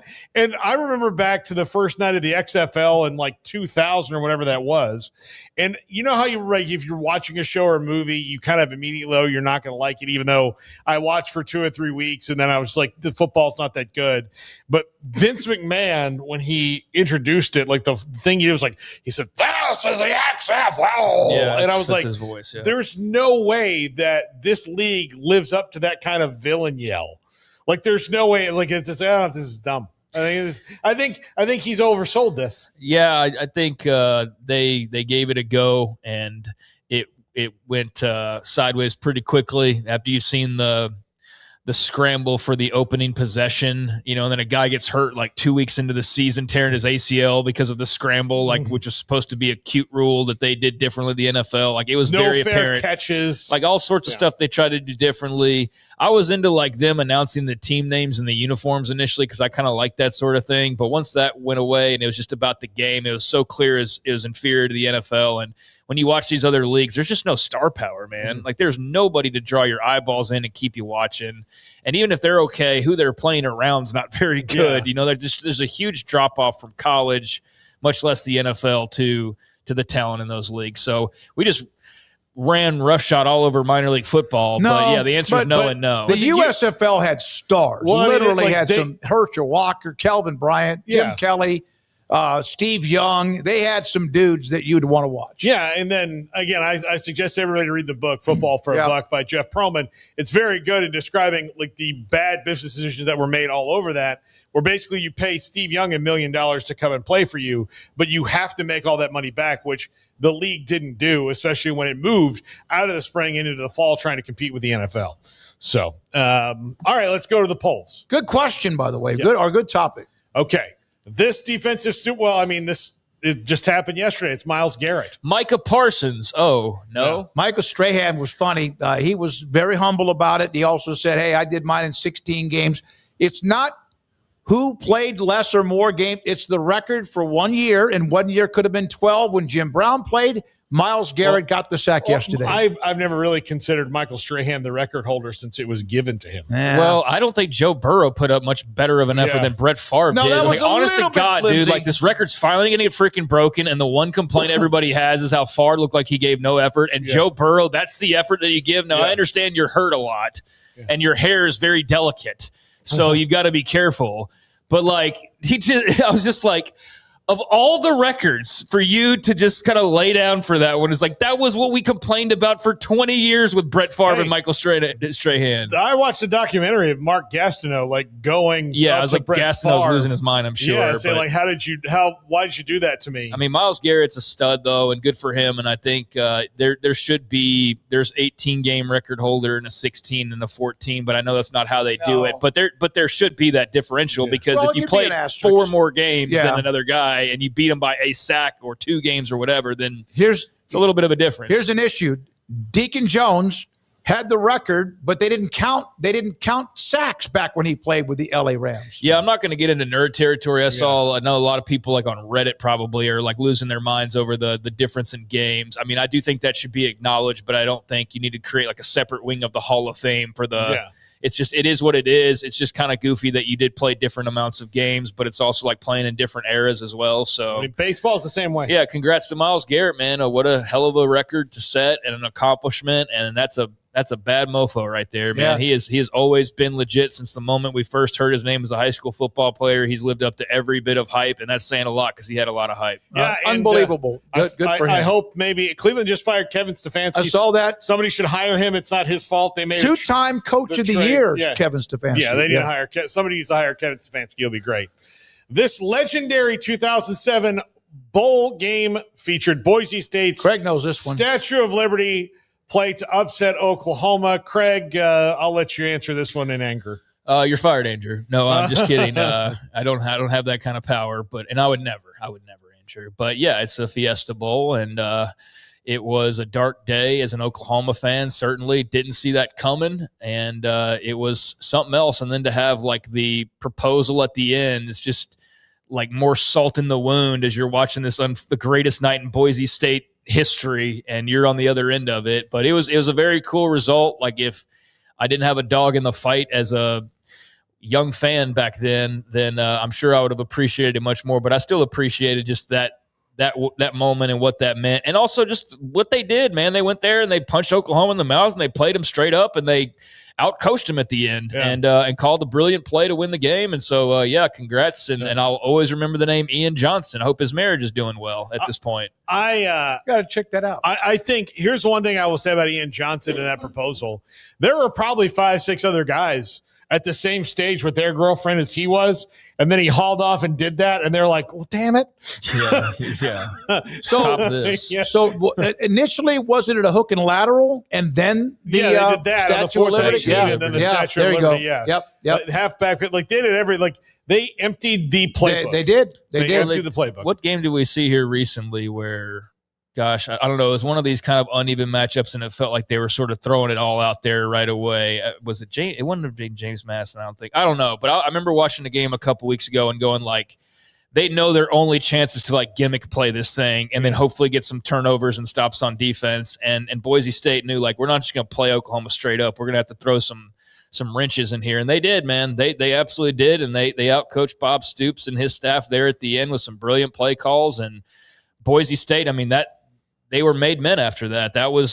We're not talking about Boise State the same way we've talked about them for the last 20 years, if not for this football and that game. was a big deal because that was the first time that somebody had really done anything like that in Boise State's realm of the schools, beating, because it wasn't just beating. Oh, they could have beaten anybody in the Fiesta Bowl that was a power conference school. They beat a blue blood. I mean, at that point, Oklahoma was 7 years removed from a title and had played in like 3 more since that time period, national title games, or at least 2 that I can recall. And so, they were all over the number 1 ranking in the national title chase. So to take them down at that point in time too, was extra impressive. Okay, let's go to the polls. Which quarterfinal upset surprised you the most? Ole Miss thriller over Georgia wins 41%. Miami just behind at 38%. And Oregon shutout over Tech 21%. I'm not as surprised about Ole Miss over Georgia because they're familiar with each other a little bit. But to me, it would have been Miami and Ohio State because I needed to see something like that to believe it with Miami, and then now I do. Yeah, it was one of the top 2 for me. I certainly wouldn't have predicted Tech getting shut out, but when you saw it happen and you watched them enough, like you go like, okay, I get how that happened. But I think Miami beating Ohio State was the one probably for me. I don't know though, man. I really did not give Ole Miss anywhere near enough credit just because of the way the first game went. I just let that factor in way, way too much. And I probably gave Georgia a bit too much credit. But it's one of those top 2. I think as far as actually thinking there was a chance, Ole Miss for sure I gave like no chance. But I was pretty stunned by just how Miami handled Ohio State. Yeah, I think just the physicality of it, that they were able to do that to them was pretty impressive to me. Okay, next one. Thank God that game happened because the other 2 that day were kind of snoozers or a little bit just hard to watch. Okay, next one. Who's your favorite to win the title? Wow.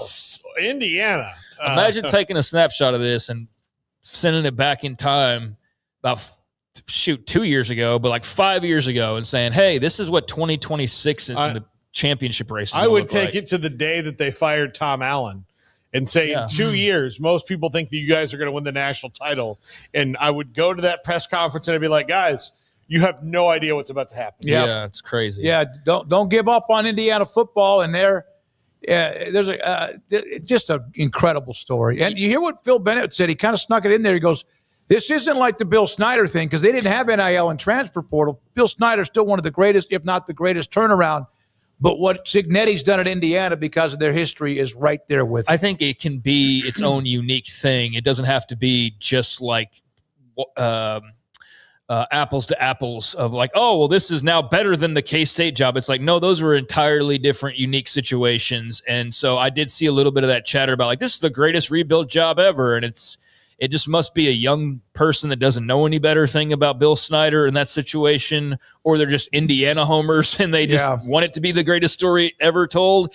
It's a really great story. It's on par with, but it's not the same thing as Kansas State and Bill Snyder. There's nothing wrong with having multiple. And that's nothing wrong with that. Kansas State and Bill Snyder have their cool story. This is Indiana's cool story. They did it differently because it's a different time and place, but amazing to see that they're not only favorites to win the Natty when there's programs like Miami and others involved, but they're overwhelming favorites to win the Natty at this point. At this time next year, Paul, Florida State, Nebraska will be in this discussion for turnarounds. I mean, I feel better about yours than I do about mine. Hey, we didn't get to this story. It's a local story, but also an FSU story. Quintravian Wisner, running back at UT, has committed to play at FSU. He was on a trip there, and I am thrilled for him, thrilled for Florida State. He is a really good receiver out of the backfield. They didn't use him like that as much this year. The offensive line wasn't as good. I love the kid. Good for him from Connolly and DeSoto High School, headed to Florida State. Great scheme fit for Gus Malzahn, and they need the leadership. They need it badly. Yep. There. So good for him. All right. We're back again tomorrow. Thank you, Garrett Ross. Thank you to Andrew Valade, and also thank you to Logan Bagessi. Hit the like button if you haven't done it already. And if you haven't subscribed, please do. And if you have, tell somebody else to do it along the way. For all of you, our sponsors, Craig and Paul, I'm David Smoak. Thank you for being a part of it today. Good night, 365 Sports.